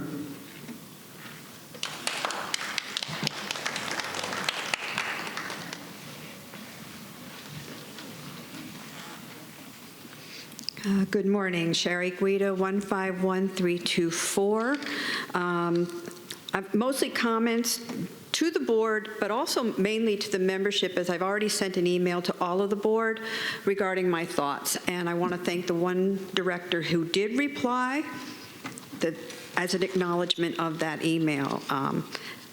Appropriate to the last speaker, an acknowledgement which doesn't take more than 2-3 words would be appreciated.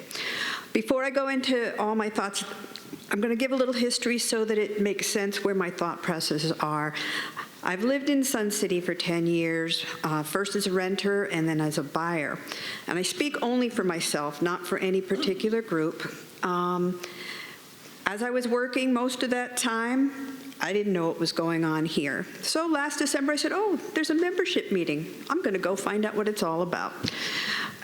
So that was my first attempt to attend any meeting. What I observed that day seemed shocking. There were so many angry people.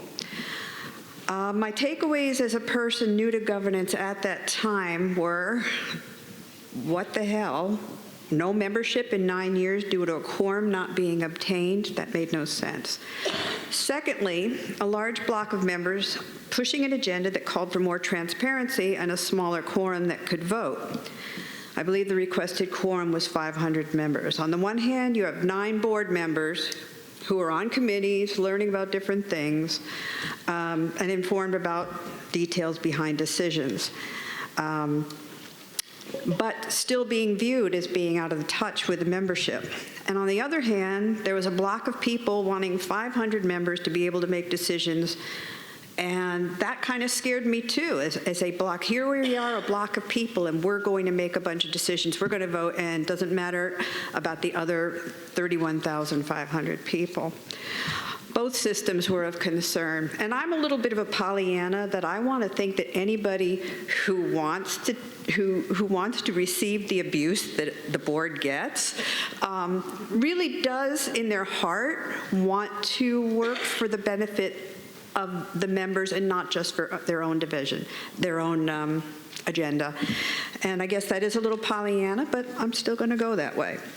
And third, there was outrage that a board member was ousted, apparently without any due process. This was my first meeting, so I was like, I don't know what that's all about. And at that time, I still didn't know what was happening. In fact, I asked somebody today and got a little more information. And what is it now, 10 months later? So at that time, I vowed to attend more board meetings and the eventual member board exchanges to learn more. And my views of what occurred at the membership meeting have since evolved. Much of what the block of members requested that day has value, though not necessarily in all the terms of that day, but rather quickly. I thought it was quickly, as I've seen boards not do anything quickly at other places, but rather quickly an ad hoc committee was formed. These proposed bylaws were presented by the ad hoc committee following the September 29th board meeting. I did read them. Director Linevsky, you and Director Fimmel and the entire committee really had your work cut out for you. I want to thank you for your time, your expertise, and your willingness to work with each other. On the 29th, the proposed bylaws were presented repeatedly as a first step and a work of compromise. Every committee member reported that each one of them didn't get everything they wanted. When it comes to the 5 points that were brought up by the membership meeting last year, the committee addressed them with compromises every committee member could accept, if not love. Voting yes to accept these bylaws moves RCSC forward towards greater transparency and increased opportunity for member involvement. Voting no means no forward movement, and the members will then get nothing that was requested. The suggested bylaws leave room for adjustment. So when it comes time, I implore you to vote yes on these recommended bylaws, which go a good distance towards working with us members. In my not so humble opinion, an individual board member who votes no to this step forward would be a strong example of the divisiveness of this country today. A no vote implies that the board member will only vote yes on a subject if it is everything that he or she wants. Compromise is imperative. Please vote yes.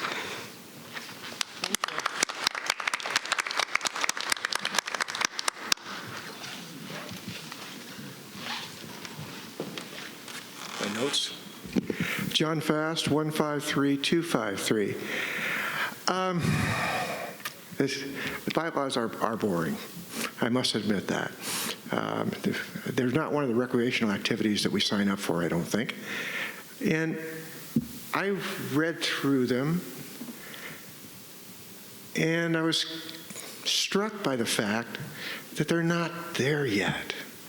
Yeah, they're getting there. But Alan, eliminating the activities opens the door for future boards to say no more free concerts.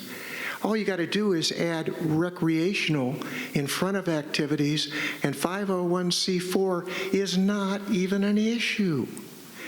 There are so many of those types of things in here that if you open it up to your members, the members that will be governed by it, I think you'll get a lot of help. That's all I have to say. Thanks. I would just like to say that this committee, the ad hoc committee, was made up of members, and there were pros and cons on both sides of all issues. So it's truly a compromise document, and I think it's a good starting point. Thank you. Good morning. Thank you for allowing me to speak. My name is Mark Fuller, member number 139470. I'm also the Sun City Posse Commander, Posse number 20051. I'm speaking here on behalf of our board, our Posse members, and the citizens of Sun City. And also add that I am here with several of my board members and patrol members. Posse is comprised of 140 plus members from our community who collectively donated over 54,000 hours last year alone of their personal time to keep our community safe, and deserving of respect from the community and every person in this room. My attendance here was a last-minute decision at the request of my board and numerous community members. and therefore I do not have a prepared program to present. So I'm going to read an open letter to the community regarding what's going on between us and the RCSC that will be posted later today to our website and Facebook. The Sun City Posse for nearly 50 years provided an added layer, has for the last 50 years added a layer of safety for our community. While not acting in a law enforcement capacity, we do serve as an effective crime deterrent and act immediately to notify the sheriff's office when observing a crime in progress. With the increase of homeless and the illicit drug users and traffickers in Sun City, the posse has responded by changing its tactics. One such change, the addition of the highly successful late-night patrol, which has targeted and further identified locations of those undesirable elements, has enjoyed success due to the partnership between the posse, the sheriff's office, and property owners. And while problems along Grand Avenue still exist, many of the hangouts used by drug traffickers and other lawbreakers have been eradicated through the anti-trespassing program, forcing them either out of Sun City or into unpatrolled areas within Sun City, such as golf courses, particularly the North Golf Course located at the Oakmont Rec Center. While every other business we work with in Sun City has welcomed and partnered with us in solving our community's crime problem, we have been unable to secure permission to patrol accessible areas of the RCSC golf courses.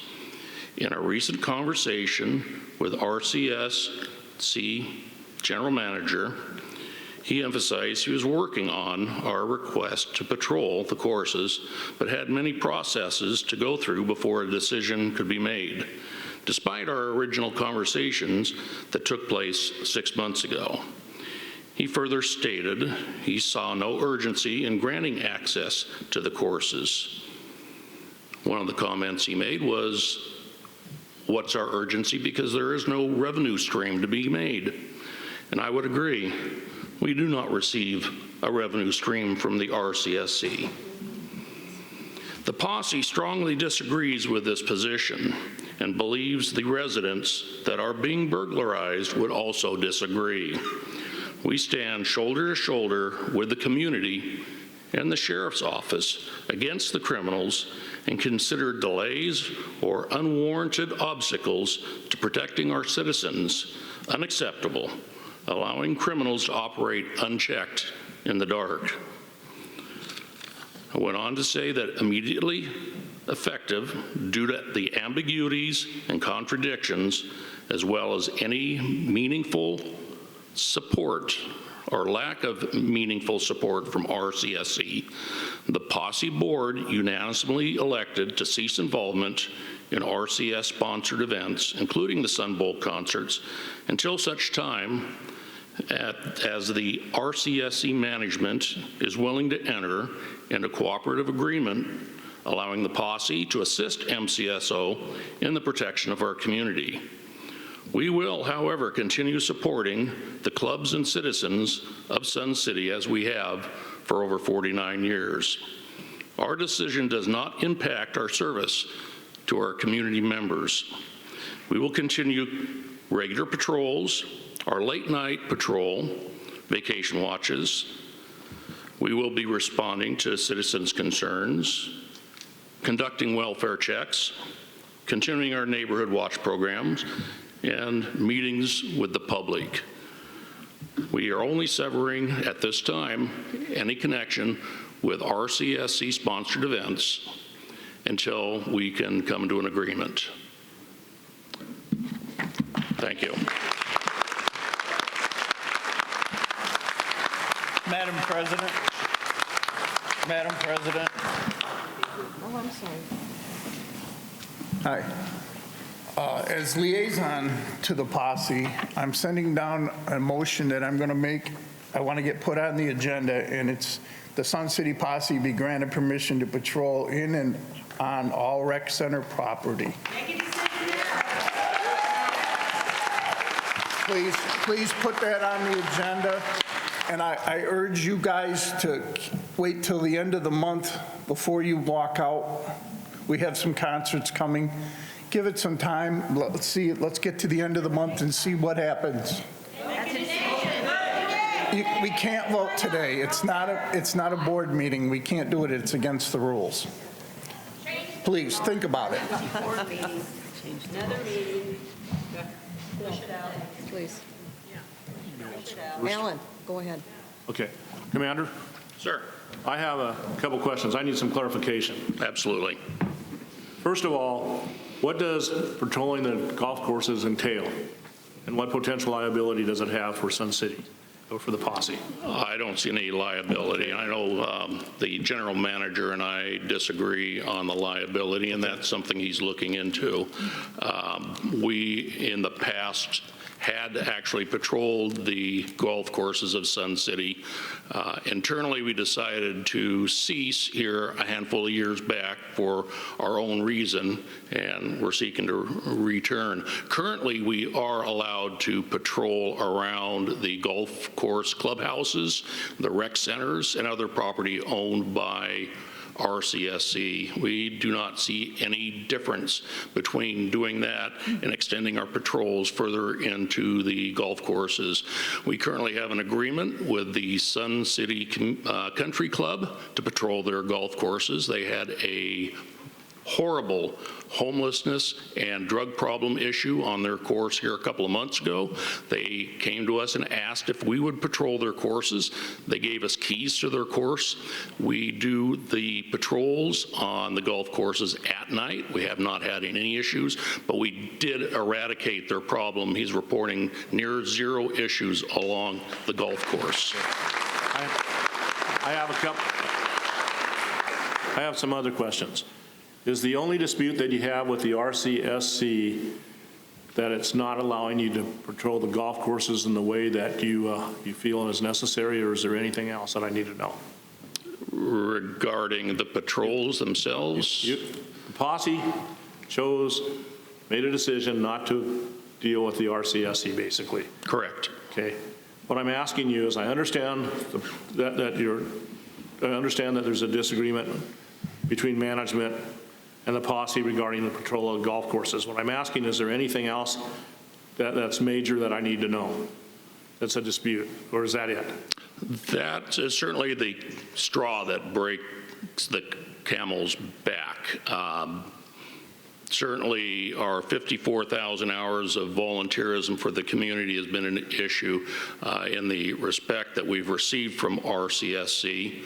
And I did mention we do not receive a revenue stream, which is an ongoing in my eyes. We do receive, I believe it's $3,000 a year from the board.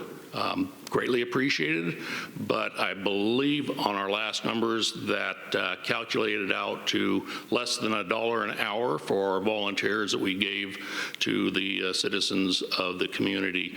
I did have a long extended conversation with the general manager last Monday, and he explained that he was working on it a number of times, but also mentioned a number of issues he's dealing with regarding the underwriter, the insurance carrier, discussing it with the board itself, polling citizens, because there are, he believes, possibly citizens that don't want us on the course at night, flashing lights, and a couple others. And I will satirically add that I work for a power utility in Washington State, and we encountered less red tape putting on a hydroelectric dam on an Indian reservation than what I'm hearing from this board.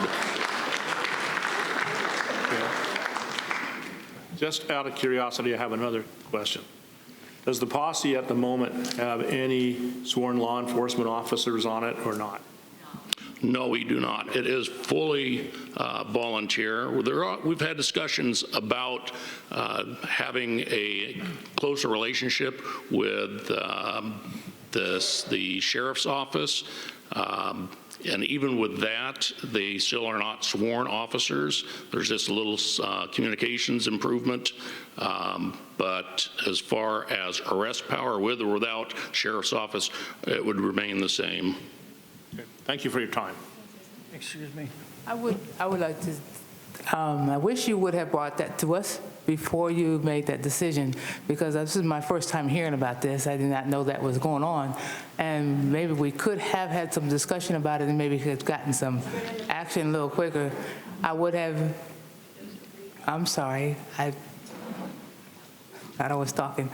I want to make sure that we are concerned and you want talking about patrolling the golf courses at night. Is that what you're saying? Correct. Okay, so, and you're talking about certain golf courses or all of the golf courses? Right now, we compromise with requesting access to the North Golf Course because that is the most problematic.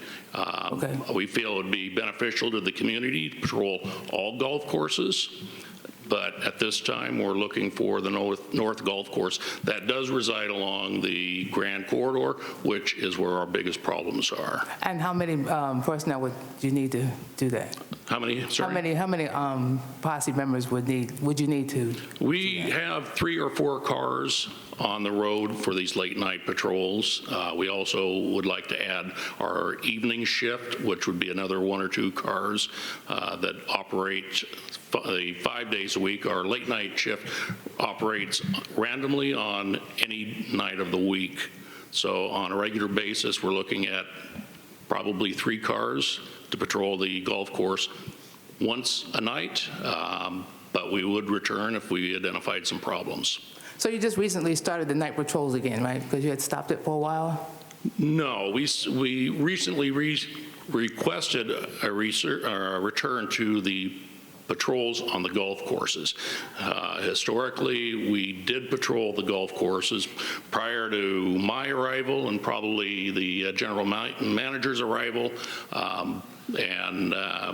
Oddly, apparently when we used to patrol them, the sprinklers would kick on and the cars would get water spots. And our garage requested that we stop patrolling at that time. That's the only reason. Rang with you, I'm sorry. Yeah, well, that's the only reason we ceased patrols. Otherwise, we wouldn't be here having this conversation today. We would have continued. Well, it's my understanding that the night patrols, not for golf courses, just in Sun City, had ceased for a while because you had stopped at 9 o'clock? No, we began That's what the Road and Safety Committee was saying. We actually started the night patrols about a year ago. For a couple of months, they were experimental to see how successful they might be. They proved incredibly successful. Since then, we are scheduling them regularly. We do work with the sheriff's office. We notify them of our patrols. There are times that we have a deputy that patrols with us, and he has a radio of ours, so if we run into an issue, we can call him immediately. But our night patrols have been ongoing and highly successful for eradicating the problems along Grand. I can't speak highly enough of it. So the golf course would just be a part of your night patrols? It would be an adjunct. Yes. It would be part of our patrol. Okay, thank you. Madam President. Yes, Mr. Fuller. You have a liability policy of your own, correct? I believe it's a $2 million policy. Okay, and the main reason for these golf courses is because that is the, I guess you would call it, I've heard you say, the super highway for the criminals? It is. We're calling it the last bastion for Sun City. We've got access to everywhere else in Sun City. We're able to patrol them. And we do play whack-a-mole. And when we chase them out of one area, we try to chase them into the neighboring communities. But once they cross over 107th going west, they find that big expanse of North Golf Course dark and inviting. And instead of getting to the Youngtown, they'll camp out there. Right, and you have an agreement with the sheriffs. If you call them on your radio, they're going to come a lot quicker than if a resident calls them, correct? We have a really good working relationship with the sheriff's office. The radio system that we have does not connect to the sheriff's office at this time, but when we have a deputy working with us, they have one of our radios and they respond within seconds. Thank you. Bill, go ahead. Thank you, President Lair. So I want to first start by saying I have nothing, my staff, all of our employees have nothing but the utmost respect for the posse and what you guys do, okay? So, back in January of this year, as I became the new GM, Commander Fuller and I met with Captain Stutzman of the MCSO to talk about the relationship and developing that relationship. And at that time, I suggested maybe we should have monthly, bi-monthly, quarterly meetings with MCSO and us and the posse to kind of talk through processes and how we can work together. And at one of those meetings, a request was made to patrol inside of our buildings. So I went back to our insurance carrier and our broker to say, what does that look like for us? Because when it comes to security, there's a lot of potential issues that come up. And the answer that came back is that patrolling your buildings would really be a security type of effect, and therefore you would need to have an additional insurance policy to cover that. And so at that point, we didn't feel like it necessitated that. So then at this next meeting, and we had talked about, we have a great relationship with MCSO. Stephanie Holy is the liaison into the MCSO, and we talk about things that they're doing to protect us, the golf courses, the Grand Avenue, Agua Fria, and they talk about things that they're doing to help protect us.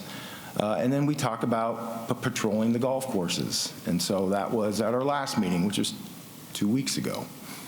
And so I made a commitment to take a look into it again to see if, patrolling our golf courses would be an issue from an insurance perspective. And so that Monday, we met on a Thursday, that Monday I had a face-to-face meeting with our safety advisor out of Lockton and told him exactly what was going to happen. And he said, I'll go look into it. So he, for whatever reason, didn't get back to me by Friday. I told the commander that I would get back to them, and they didn't get back to me. And so within a couple days, I said, let me work on it. Within a couple days, I did get a response back from Lockton and from our insurance carrier. So they had to go to the actual insurance carrier to get to see what that looks like. And at this point, that doesn't look like it's an issue. However, they said you need to have processes in place so that if they encounter somebody, what does that look like? So make sure you have processes in place. Make sure that, you're taken care of and you're listed as additionally insured on their insurance policy on a certificate of insurance, which happens all the time. We do that. We probably have 50 or 60 where we issue certificates of insurance. So I explained, so on Friday, I received an email from Commander Fuller that said, like you, I answered to my board, and as the delay in obtaining an answer to our request for access to North Golf Course does not bode well for a positive result.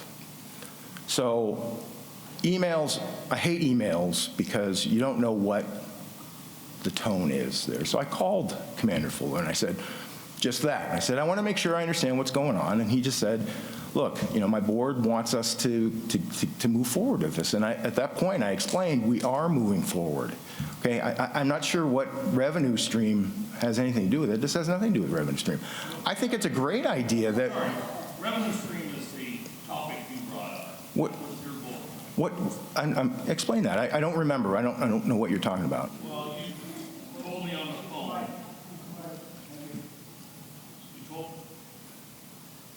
You told me on the phone that you didn't understand the rush in our need to get on the courses.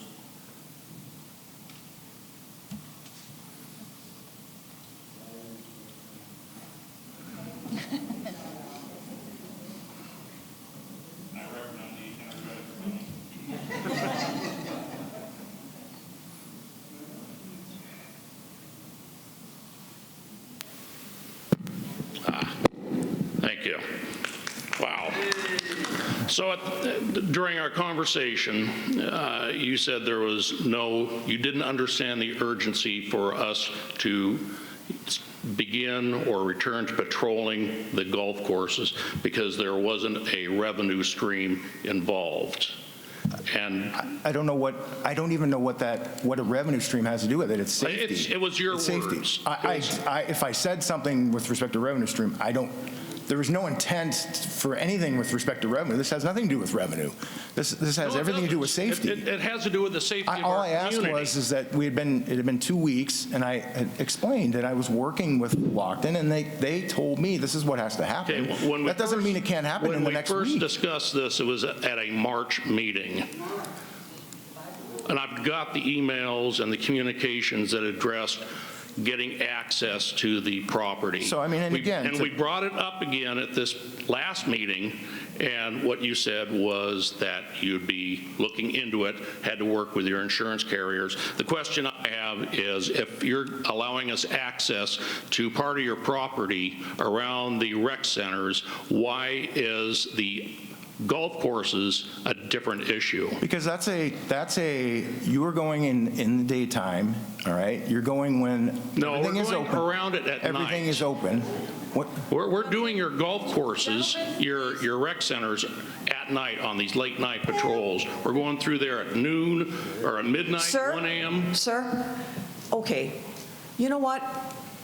We got a little bit of a disagreement here, not a big deal. We're aware of the issue. We have a motion that was passed down that's going to be discussed. I think it's just a little, it sounds like it's just a little miscommunication issue It to me. should be, but we've been dragging this out for months. Okay, but this golf course at night stuff is first I've heard of it. Now, I was out sick and I had a death in my family, so I was a little... I'm sorry. I'm just saying, you know what? Give us a little bit of time. We did. But if I could also just, we have to communicate too. Yeah. We can't just have cars going out on the golf course with lights and people not understanding what's going on. I'm sure once we communicate and say this is going on, of course it's going to be accepted. Again, there's nothing that I'm saying no to here. I'm not saying we're not going to do it. I have the insurance companies come back and say this is a non-issue, but please just make sure you have processes in place and make sure that's it. And Just, so we can explain to me move why forward. the insurance is involved at this point. When we're driving around other parts of your property, why is there a difference in getting into the dark areas where these criminals are? Because I believe you just said it yourself. We know that there's criminals there. I wouldn't, quite honestly, I'm not comfortable with you going in there without any type of weaponry, without, what happens if something happens to one of your people? Listen, I wouldn't put my own people in that situation. I know you have some training, but I don't want anything to happen. I would rather hire somebody to do that. And the safety of my people is first and foremost in my mind. I understand that. I understand that. And second is the safety of my community. I live here. I live here. I give a damn. I understand that. And safety is a primary concern for us as well. You guys, okay. Let's just stop right here. Okay, Alan, do you have something to say? Yes, I have a lot to say, but I'll make it short. Number one, it appears to me that there may not really be a major dispute. It may not have happened yet. I'd like, and I'm going to say this publicly, I'd like to see a meeting to see if this problem can be resolved. I would request that at least until we know for sure it can or cannot be resolved, that the posse, and that's only a request, continue to work with RCSC. If there is an insurance policy and liability policy, I need to know that, and I need to know how much it's going to cost to add it. It's not an issue. Okay. It's resolved. Then if in there's my processes, eyes, it's resolved. As long as we can get a process in place, and as long as we can get a certificate of insurance, which is a common point, it doesn't cost anything, then that's it. That's all I would ask. In my experience, in listening to this, both as a judge, as an attorney, it sounds to me like this can be resolved if we sit down. So I would request a sit down, and I would request that the posse, again, they can choose to do what they want, but it would be helpful to RCSC if they, at least during the process of trying to negotiate or get this done in the next few weeks, would continue to handle things such as the concert. I can't tell you to do that. I can request that. I think Director Collins has also requested it. It's your choice. But I think in listening to this, there's a dispute, but I think the dispute is solvable, and I would request that we try to do that. So, put a time frame on it. So I will talk to my board about that. It was a board decision. We will entertain that option. We want to be a service to the community. I just want to add one more thing. When General Manager Cook's about the respect and caring about the posse and our mission, the statement that he made in our conversation, and I'll quote, the posse is unable to do anything about it regarding homelessness and crime. And if that's the opinion, then the posse shouldn't function, because I can read the articles of incorporation that addresses our purpose. If that were the case, okay, my statement is from a law enforcement perspective, you can't trespass somebody. If that were the case, in our last meeting, I had asked if you would be, capable of implementing come into our process. So right now, when we have trespassers, we call MCSO and we tell our employees that you need to stay away. We had asked if you would be able to be that second call, okay, to come help us. We had that conversation. I said, listen, your uniform and just the vehicle itself, could be, just showing up could be an easy deterrent for somebody to just walk away. And we also asked that in the mornings when we have issues at our golf courses, that you would help us with that as well, if you could go out and help us with that. So if I didn't see value in this, I would never have asked you to be part of our process. As a matter of fact, Stephanie sent me something on Sunday that said, I'm working on putting that process into place, and we're going to put that into our training for our employees. So I absolutely see the value. We wouldn't give you free space in our buildings if we didn't see value. So I don't know why it even came to this point. We're working on it, and we're almost there. I hear what you say now, but I also heard what you said in the conversation. And, record works really well, and I'm sorry. If you and I want to sit down, I'll play you the recording of our conversation where everything is documented. Sir. Ma'am. Will you be able to get with your board sometime today? Can I give you a call this afternoon to set something up? Regarding what? It was a decision of your board. A request was made by Secretary Lanevsky to resume things, and then we're going to set up a meeting. Would you have time to meet with your board sometime today? And can I call you to set up that meeting? Possibly, but you want me to rush and get my board meeting together, but you guys are going to take weeks to get your board together? No, I'm asking you right now. I'm going to drop everything and make this priority one. Is it going to work for you? I'll talk to my board. Okay, very good. You'll be hearing from me by the end of the day. Great, thank you. Thank you.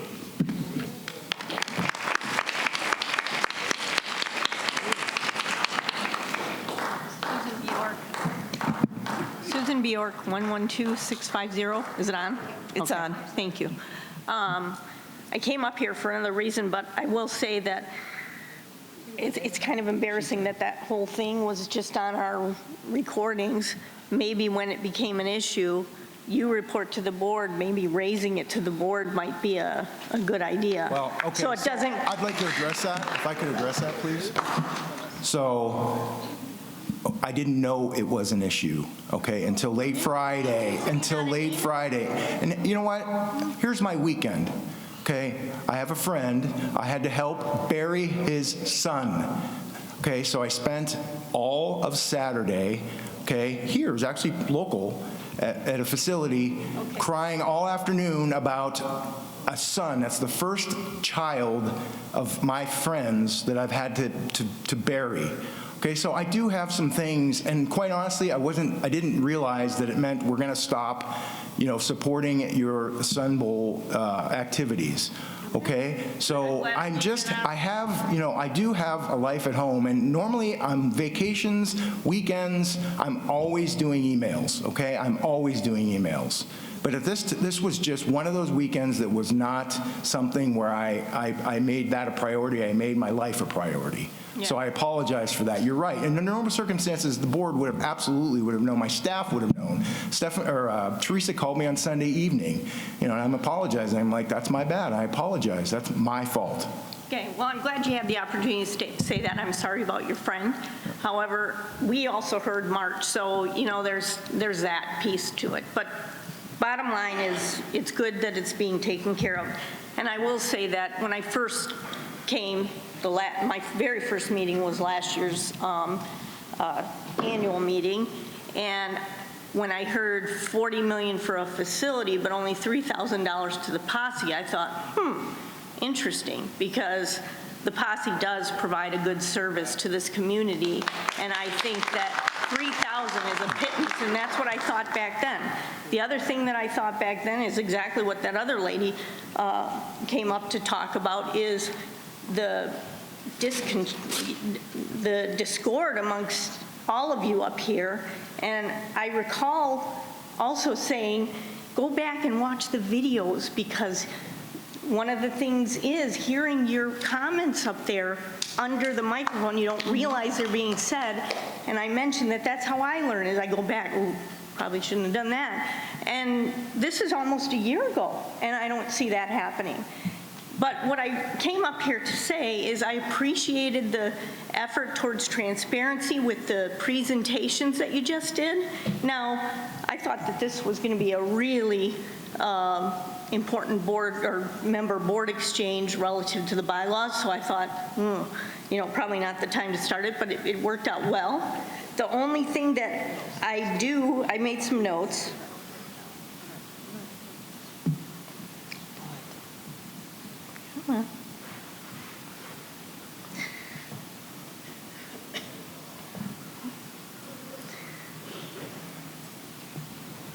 Technology is great when it works. There we go.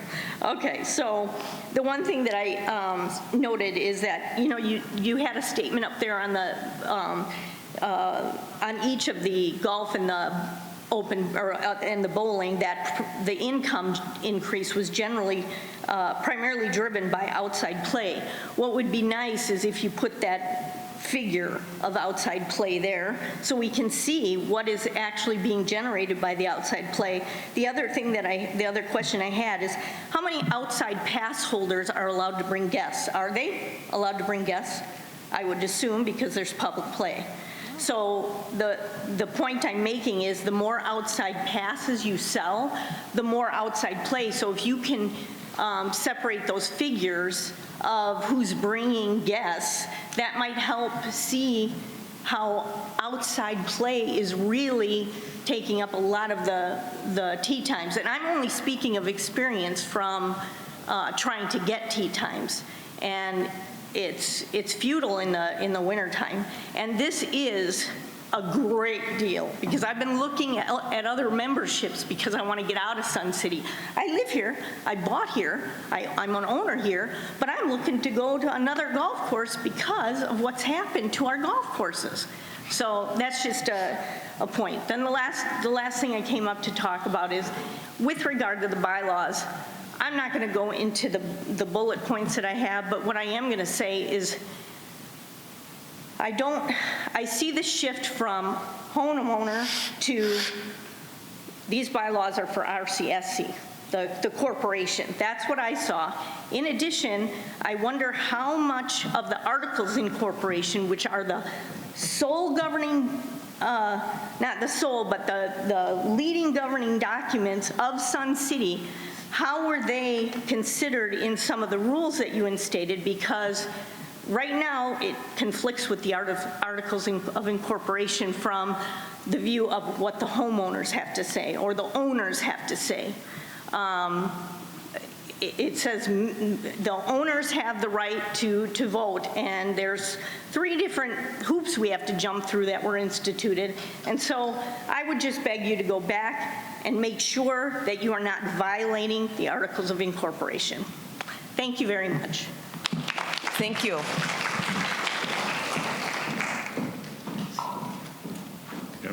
My name is Dean Lindstrom, 917708. This is my first time to attend one of these meetings, and I have to congratulate you.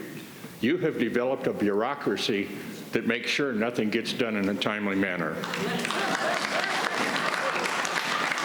Mr. Lenevsky, I'm really happy that you asked for a meeting. I'm sorry, sir. Are you a privilege card holder? Yes. You're really I just have a comment to make.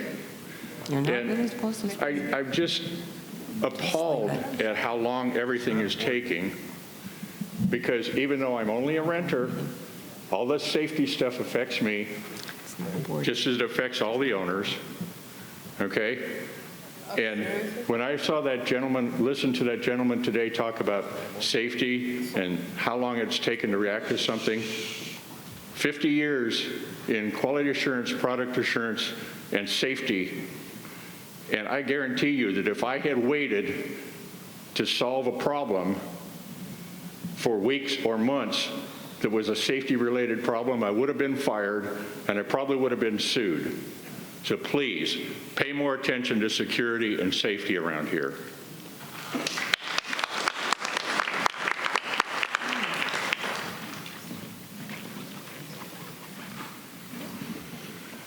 Bill Pearson, 133438.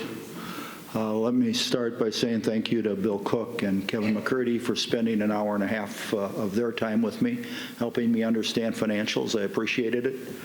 We still disagree on outside full pass plays for non-residents.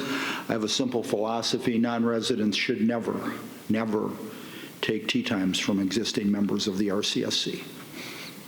Apparently we disagree. Interesting footnote. I love history, as many of you know. The posse actually started in 1972, 50 years ago. And for 50-plus years, there's been an amazing history of the role they've filled across the community, more often than most people realize, checking RCSC properties, a golf course doors on their buildings, around the centers. The posse is one of a half a dozen organizations that are the what I call sum total of Sun City's parts. The Pride, the Posse, Showa, the museum, in the old days, the visitor center before they were bought by the RCSC. The list goes on and on. Sunshine Service, Taxpayers Association. Sun City is really about all of that stuff, which was why the City of Volunteers was so incredibly important. But we said, nah, just stay home and have fun. That's one method, but every other organization relies on volunteers, on donations. The posse doesn't exist if we don't give them donations. Showa struggles to exist if we don't join. The Pride rely on donations and manpower and women power, and the process goes on and on and on. So when you look only within yourself,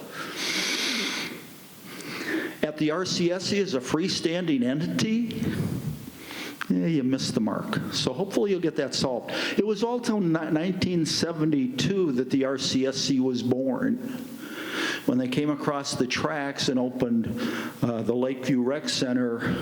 It morphed into and became the rec centers of Sun City. Interestingly enough, that's when your articles of incorporation were formed. In 50 years, there's only been 5 changes to the articles. The last one was 2003, when we allowed board members to stay a second 3-year term. The Articles of Incorporation are really clear and concise, well written. And in fact, up until 2006/2007, when the Legal Affairs Committee, a committee made up of attorneys and judges, Alan, you'll appreciate that, actually reviewed every rewrite of every article and every bylaw. And then when they were flushed down the toilet, someone said, well, we'll just write them ourselves in the back room, and then we'll bring them to the board and let them pass them. And they did. to the point where we got to this document this big called the bylaws. But here's the Articles of Incorporation and what they say. The very purpose of your existence, the RCSC's existence, is to do everything and everything lawfully necessary in the interest of the members of the corporation. That's why you're there, for us. I'm not making it up. That's what the guys behind it in 1972 said. You exist for that. Clear enough.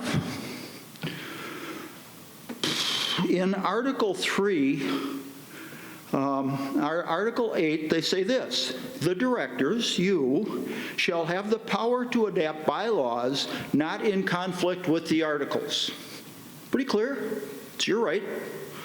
4 says this: the bylaws may be amended, modified, revised, or revoked by the directors or by the members.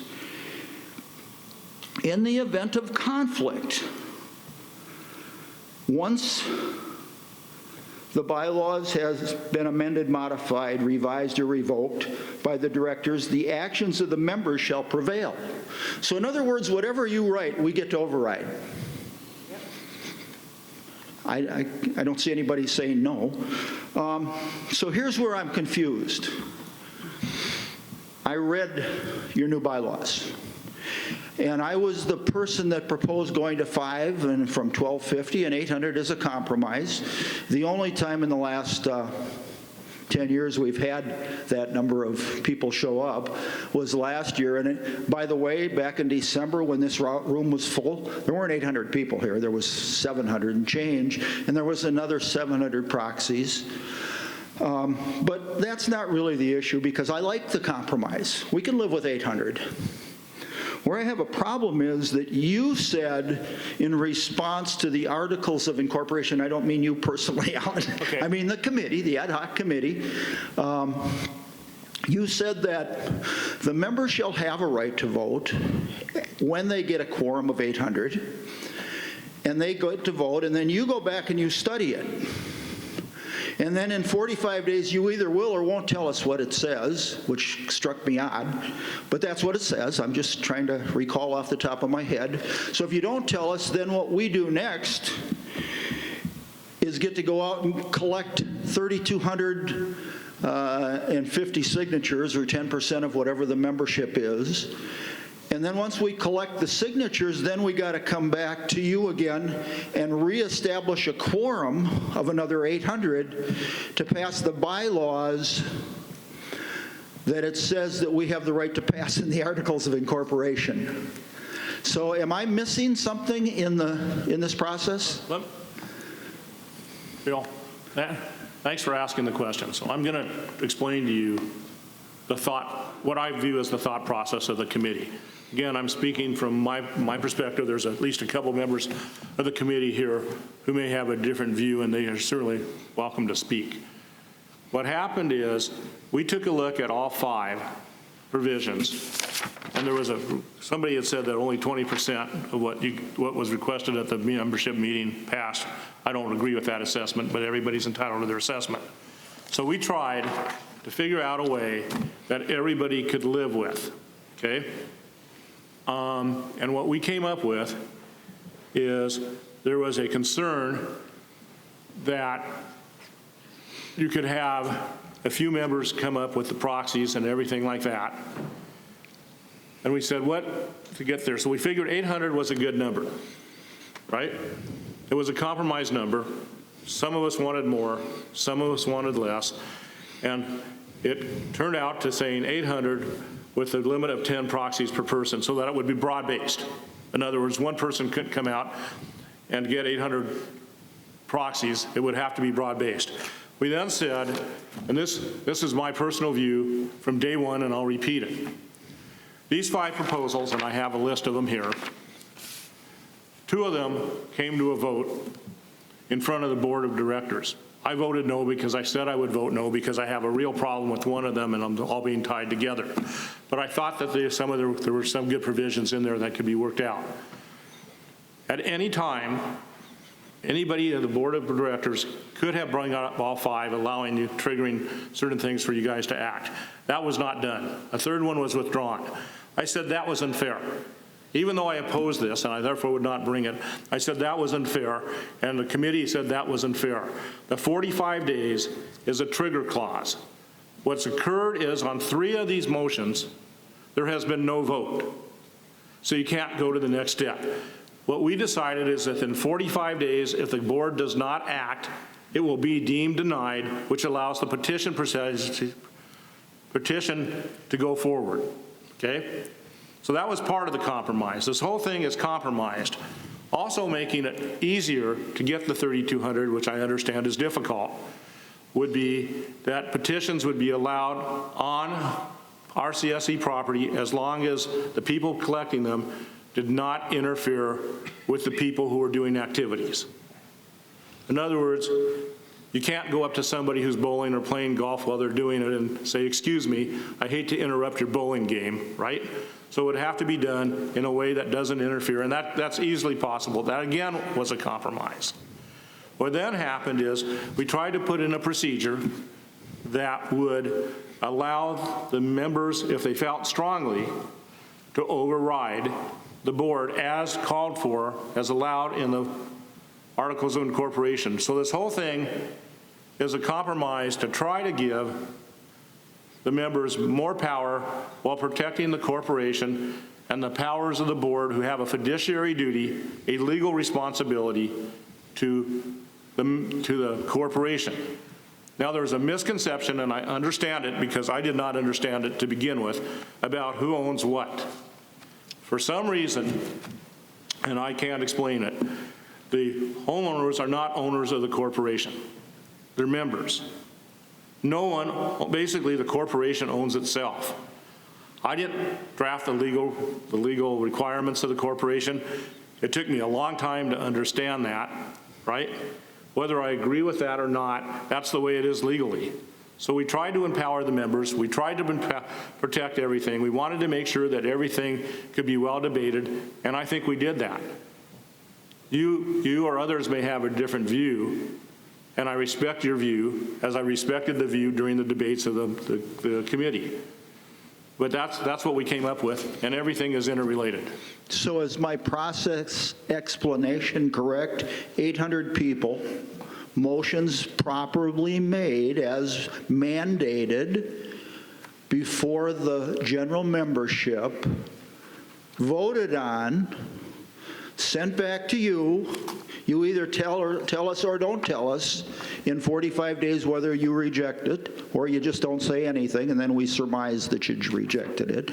No, I think that's what it says, Alan. No, what I'm saying is, I think it's the board should say that it didn't act on it. Go ahead. So do it doesn't say that. I mean, I'm just reading what you guys wrote. Okay, continue. Where are you reading from? But then, when you tell us, no, we don't like your motion because whatever, or you don't tell us whatever, then we can go out and get 3,200 signatures, 3,200 plus, and then we can have another quorum, if we can get there, of 800 plus to actually vote on the motions that were passed. I just want to understand if that's what it says.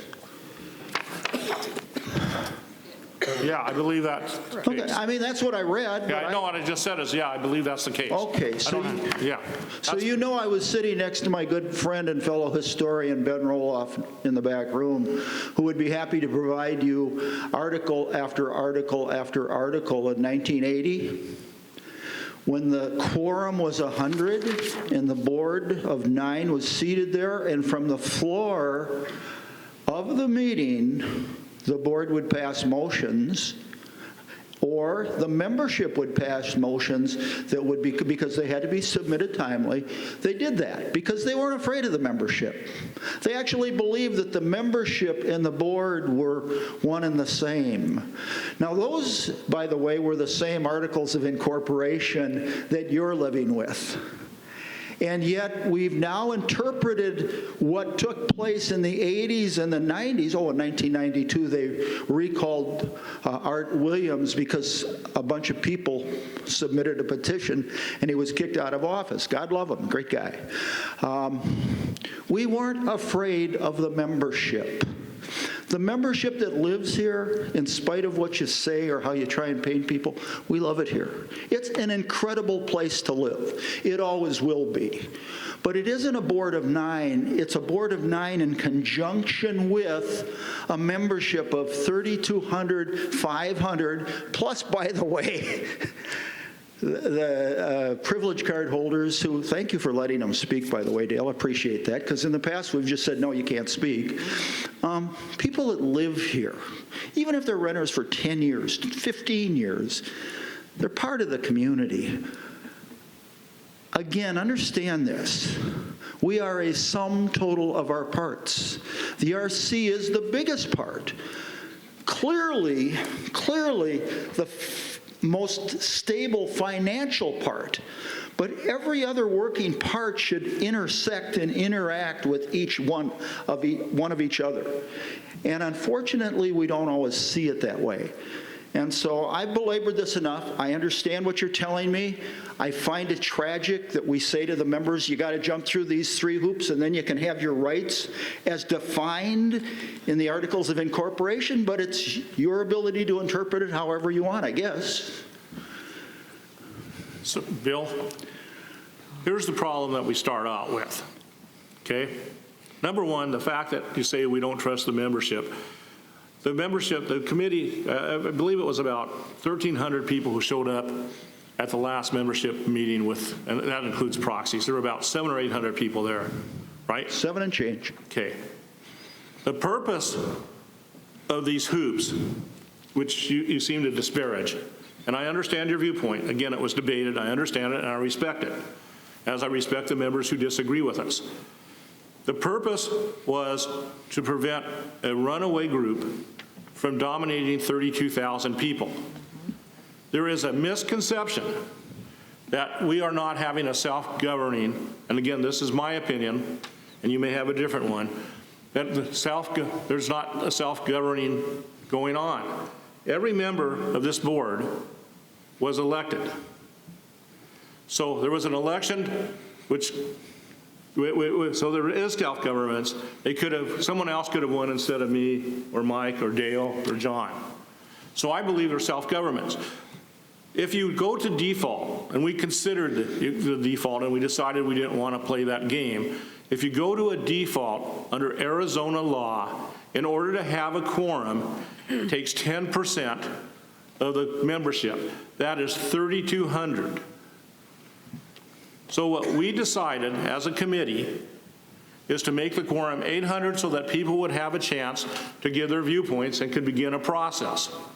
The 3,200 signatures, or whatever the exact number is, came from saying, well, in that case, as sort of a compromise, if the membership at the meeting wants this, why don't we give them a chance to get that 3,200? They don't have to be there in one day, obviously, because there's time to get a petition, and see if they can get that 10% to move forward so that there is actually a broad base. Now, I understand that you disagree with it. I understand that large numbers of people disagree with it, and again, I respect that viewpoint. We're a free country. We want, at least we want debate, because through debate, you can make things better. For instance, we're going to have a meeting of the committee within this week to discuss what is said here so that the committee can revise it. One of the things that was found out was that there was a contradiction in one of the documents about what calls for a special meeting. I know what, so we're going to discuss it. And that's helpful. And the members and the committee getting to hear your viewpoint is helpful. So we're going to make a recommendation to the board, which will most likely be drafted by me as an introduction so that the board can debate on this. But I appreciate your viewpoint. I appreciate your passion, as I do the others. And I want to thank you for standing up for what you believe. All right, thank you.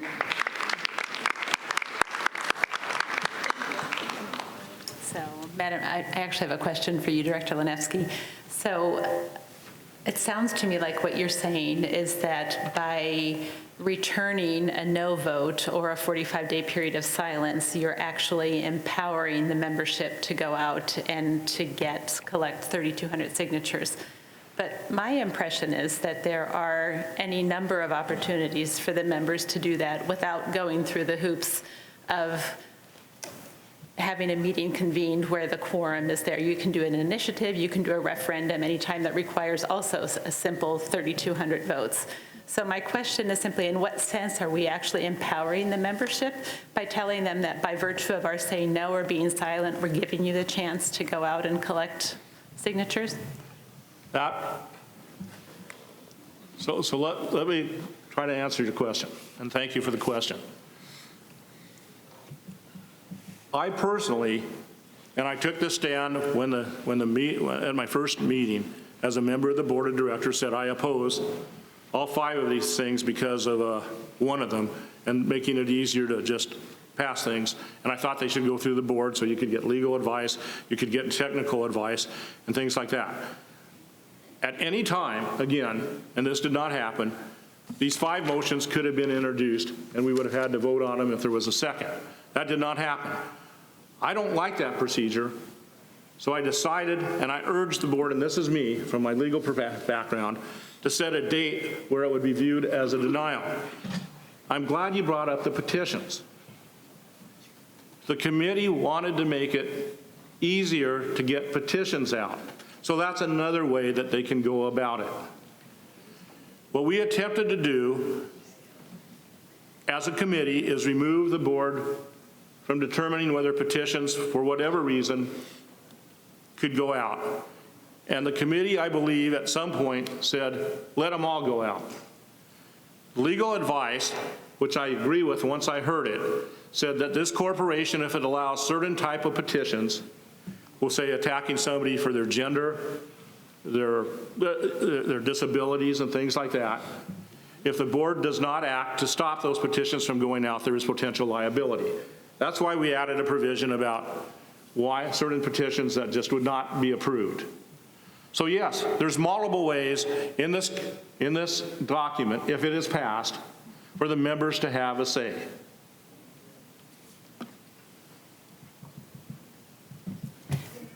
Is anybody here aware of any time in the last 3 decades that 3,200 signatures or 10% of the signatures have actually been successfully collected by the membership in order to move something forward?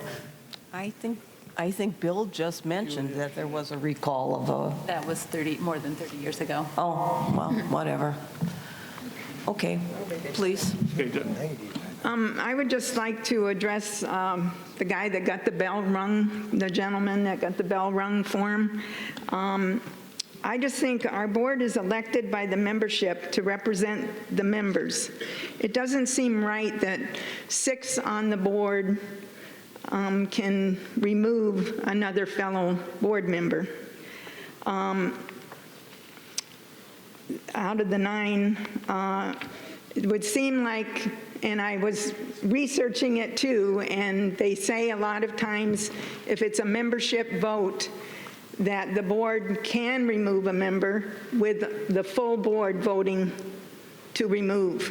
So it'd be a 9-0 vote or an 8-0 vote, I guess. I'm not really following you. Can we get your name? Oh, Carol Aaron, 22036, sorry. So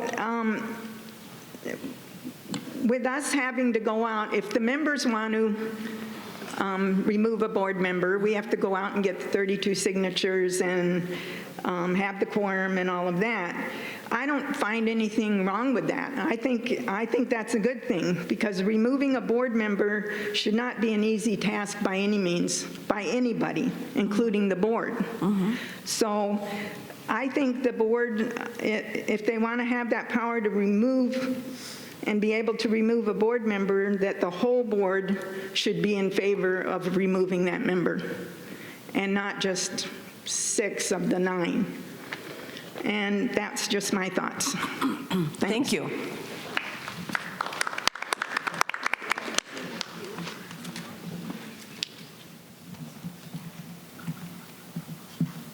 Nancy Greathouse, 149885. I just have a couple of quick things. The State of the Union that you did, Mr. Cook, I thought was very good. If if I can make a recommendation, at least on my part, I would like to have that early, either before a regular board meeting, that you send it out, or before the member meetings, so that we get to review it, and that way it could be added to the agenda on each board meeting each month, where we can, have it up for conversation as an agenda item too. So this is my first time doing it. So I will say that when we do publish the management report a week before the board meeting, so I would encourage you to read that as well, because a lot of this information is just a high-level pull-out of the information that's in there, and I try and throw in, my little comments. But I appreciate that. Thank you, and I definitely will make sure that we get this out. Again, this was a first time, and so I'm like, all right, let's pull this together and get it out. So. I thought it was, and that's why I wanted to comment on it, because I do read all of the other information before the meeting, but this was very concise and pretty direct on each item, so it's easy to go through and quickly kind of have questions or not have, or have positive or negative either way and have comments. But I appreciated it. Thank you very much. One of the other things I wanted to bring up was, is there anything done as far as an age study in Sun City? Because I think from what I've kind of observed, and I think it shows up in the bowling reports and the pickleball reports and in the golf reports, it sounds like maybe the age median is probably dropping as we're selling homes and younger people are coming in closer to 55, maybe in 60 than 70 to 85 or so. And if that's the case, that would seem like that would be an important piece for budgeting purposes, anticipation of how many golf carts, how many lanes and different things. And that's just my own thing, that it seems like that would be an important piece of the puzzle. I can just address that a little bit. We did do an age, demographic kind of split, and surprisingly, it's not what you think. It tends to be older. In fact, when we looked at like under 55, what percentage of people living here with a spouse under 55, very small numbers, which I thought maybe because, I think I'm younger, that I'm part of the majority, but actually, no, that's not how it slides out. And I have the very specific numbers I could share with you if you were interested in that, but it's interesting. Okay, good. And I didn't know if that was ever done or if it's done on a periodic basis. Younger generations probably are more involved and more using of facilities, but not necessarily make up the majority of the members. Okay, thank you. I appreciate that. One of the other things I wanted to ask about was in regards to the bylaws. In the things that I read of the proposed bylaw changes and such, I noticed that a great deal was extracted out of the original bylaws. It's been moved over to something that's going to be in board policies instead. I've never seen anything that defines what is a board policy, and I understand what a board policy is and how that all works, but specific to the RCSC, what a board policy is, apparently it is only directed by the board. And I'm wondering, what is the potential or the opportunities of board policies and member input? Because it sounds like once a board policy is put in place, there is no input from the members. There's no, you can't go out and say you want to withdraw a bylaw, because a board policy is not a bylaw. There's nothing to address how a board policy that the members don't agree with, don't believe is good for the membership, how they address those issues. And looks like we're putting a lot of board policy items. I think that board policies are a lot less strict. I think members would have more of an opportunity. I mean, there's operations to be considered, and cost effectiveness and that sort of thing. But I wouldn't see any problem with coming forward at a meeting like this and talking about something that's in board policy that maybe you don't agree with. That would be easy enough to fix. Well, I might disagree with whether or not it's easy to fix. I think the thing is, we don't know what the process is to be able to do that. Is it something that the members actually are going to be able to have some input into something like that? I'm saying yes. Okay. Yeah. Okay.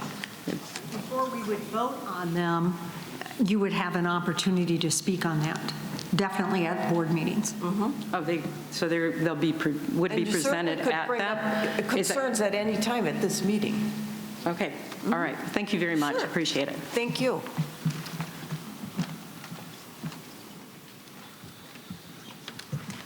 Thanks for spending all this time. And thanks for all the work on the bylaws.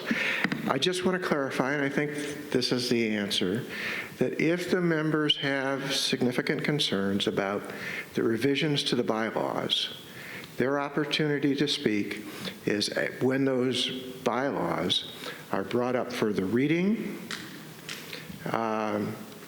and no written comments are welcome. I didn't hear your last comment. No written comments are welcome.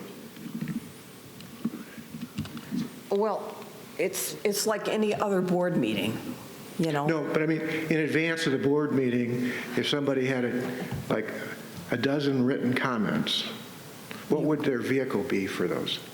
You could have brought them today to talk about if you had, you know. They're already 3 hours. I know. And again, it's everybody's got an opinion, and that's okay. Yeah, you know? yeah, okay. You know, But it is, so it's really, that's the opportunity. it's that opportunity, absolutely. Okay. Mr. Fast? Because there's going to be a committee meeting within about 48 hours, what are your major concerns so that I can bring them up? Can I send them to you via email, the strikeouts with all, Yeah, all the comments? would you please send them to the entire board? Would you please send them to the entire board so they're also aware? Yes. Thank you. Send them to the entire board. Sorry. Thank you very much. Thank you. Boy, we're all done? Nope. No. Okay. If I can read this properly, it's 158500. My name is Dale Borger. I was hoping the posse won't leave. I want to give them applaud for what they do. But I have a concern. What is the posse? All right. First place is, the gentleman over there says it's security. The other place says it's a community group that takes care of the community. The state of Arizona says what a security agency is. They state what the posse is doing is a security guard. But they don't follow the rules of this. I'm going to give this to you, Mr. Lewinski, to look at. You can have it. Okay. All right? The situation is this. If they're not meeting the standard of a security company, they are a liability. In other words, when I worked as a security officer, I was required to take X number of hours, both for carrying a weapon, plus for doing the agency, doing my work where I worked. And I did that for over 10 years. Basically, my whole career has been in law enforcement, in one procedure or another. My concern, I was working for the posse, and I saw what they were doing. They're sending people out there at night, blowing their horns on their cars and trying to scare people away and move the people along. I think that's pretty good. But also, I got to look at the fact of this. Remember the man said he has a radio? The posse can be there. All right. What about the old lady that gets in the car the next morning, drives the same area to do a security watch, to do a vacation watch? She's not trained. It states what the training has to be. She drives around in that neighborhood, and basically what she sees, and only that transient that sees her, the only thing they see is a car. The only thing they see is a person in a uniform. They don't put two people in the car. They don't tell people in their boardroom in the morning what areas are trouble. So therefore, that person doesn't know it. I'm just going to be honest with you. The reason why I left the posse was this. I was driving on one of the streets down by Grand Avenue. There was a young man sitting in the chair, passed out on drugs. We're talking a 23, 24-year-old youngster.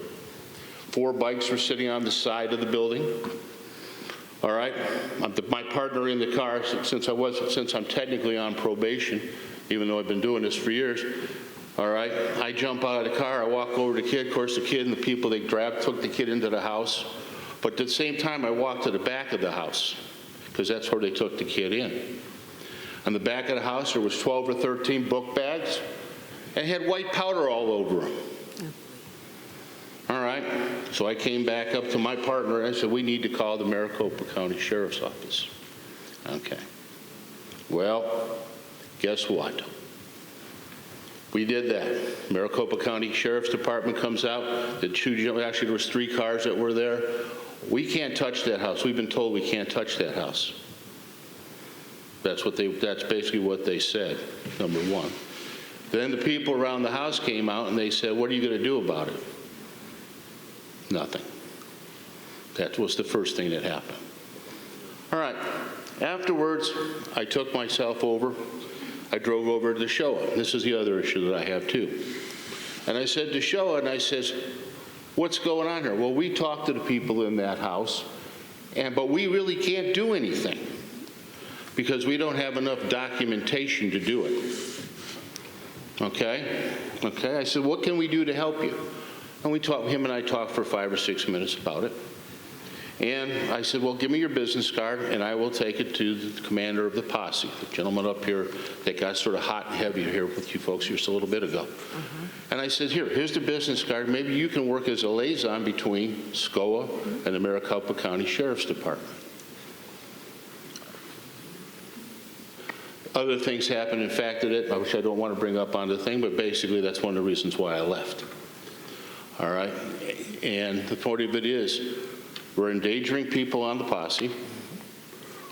We're not getting out the information. My statement is at least put it up on the board that this is an area that, as a member, that you at least have 2 people in a car. Not just 1, 2 people in a car. Especially if you're putting an elderly person in a car that's 70 or 80 years old to do it. We don't want them people to know where the stuff's at. We're going to do it by word of mouth. I said, okay. By the things I show you in the paperwork there, that tells you what the requirements for being a security guard, what the training is for a security guard. I went through the training for the posse. They didn't teach any of that. So basically now you're putting somebody out there that doesn't have the qualifications to do it. Now, my question to ask you is this. I went to a coffee meeting here last week, meet the posse, meet the sheriff, meet everybody there at Starbucks. I watched Sun City West come walking in, and I started looking. They've got deputies that are trained by MCSO. If you read their page, it says, we train with MCSO. Ours doesn't. We have one guy over there, I says, also, if you read that documentation, it tells you that to have that training, you have to be approved by DPS to teach the training. We don't do that, or they didn't do that. So when you get up there and you start talking about security on a golf course, who are you putting out there at night? I think you had the best answer. Hire somebody. Seriously. Hire a private company. If they don't want to get involved with the program and become part of MCSO and do the training of MCSO and do what they need to do it, oh yeah, we're friends with MCSO. But if you talk to the lieutenant, which I did talk to at Starbucks, he'll basically say there's problems. And they've addressed them, but they're not getting a response. So, like I said, I think the posse's great. If they want to be good block watchers, take care of parking, do whatever, I think they're a great outfit. But when you start talking security, I think you need to be looking at liability, what your insurance company's talking about, what your requirements are, legal requirements are, training requirements are, and that's what you need to be looking at. I think that's about all I can say. Anybody got a question for me? Yes, sir. I got just a couple quick questions. Do you need this back, or are these original? It is yours. Okay. Just so you're aware, I'm going to have them distributed to the entire board. Very good. One of the things, they're going to come up and tell you that we don't have to do that. Well, maybe you don't, because we're a 501c corporation and everything else. And what I wrote right on that paper there, it says, when the final thing for security, it says reward. Reward is payment. If you're collecting money for, I don't know about you guys, but I got it in the mail, donations to the Sun City Posse, that's a reward. That's money. Think about it.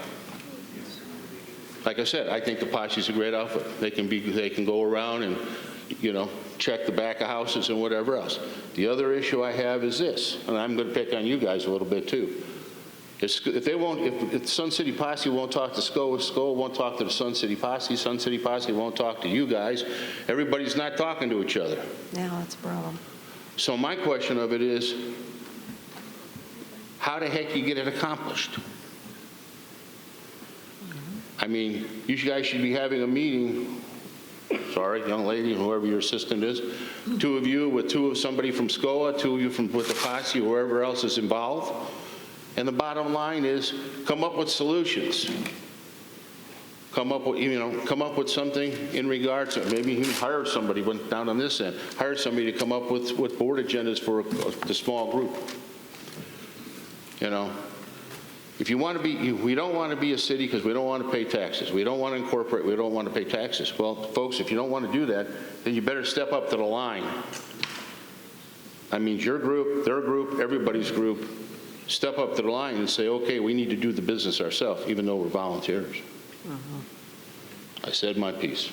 Have a great day, folks. Thank you.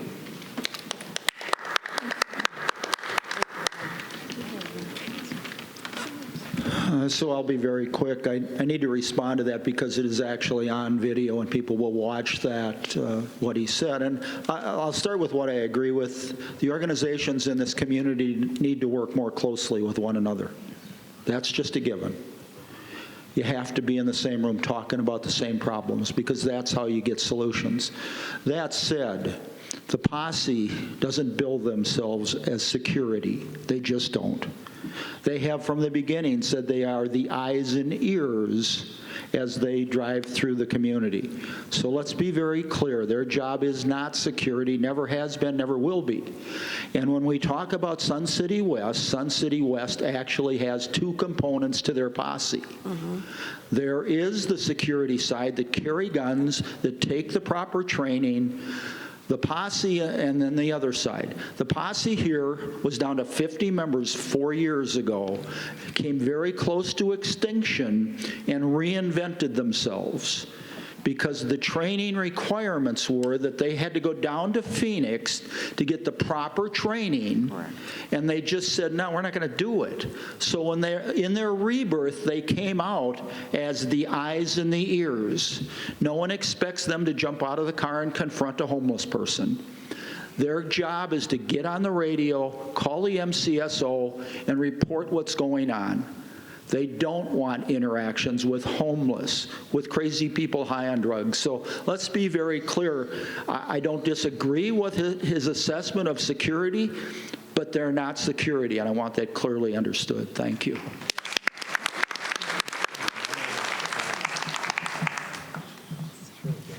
Jean Totten, 148753.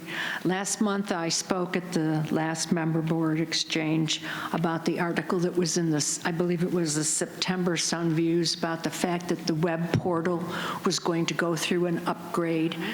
There wasn't anything in the October issue. I haven't heard anything since. I have a vested interest in making sure that that web portal upgrade isn't at a dangerous time in our history. I'm a candidate. There's a couple of other candidates here. We want to make sure that the voting process is smooth. A lot of people do a greater percent of the people do online voting than in person or absentee.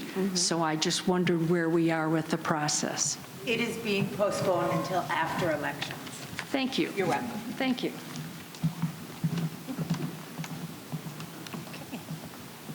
Hearing, are we finished?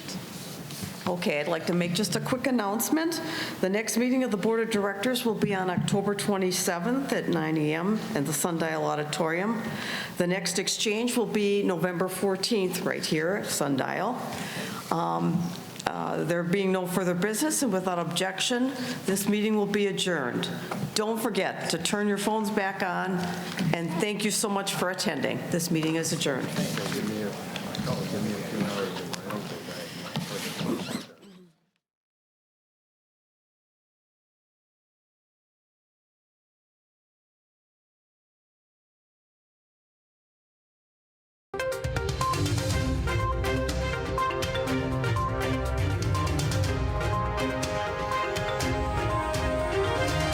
This is a copywritten production of the Recreation Centers of Sun City Incorporated and is intended for the sole purpose of informing our Recreation Center members. Any duplication, copying, transmission, broadcast, or use, including electronic and social media, is strictly prohibited without the prior written consent from the Recreation Centers of Sun City Incorporated. Thank you for watching.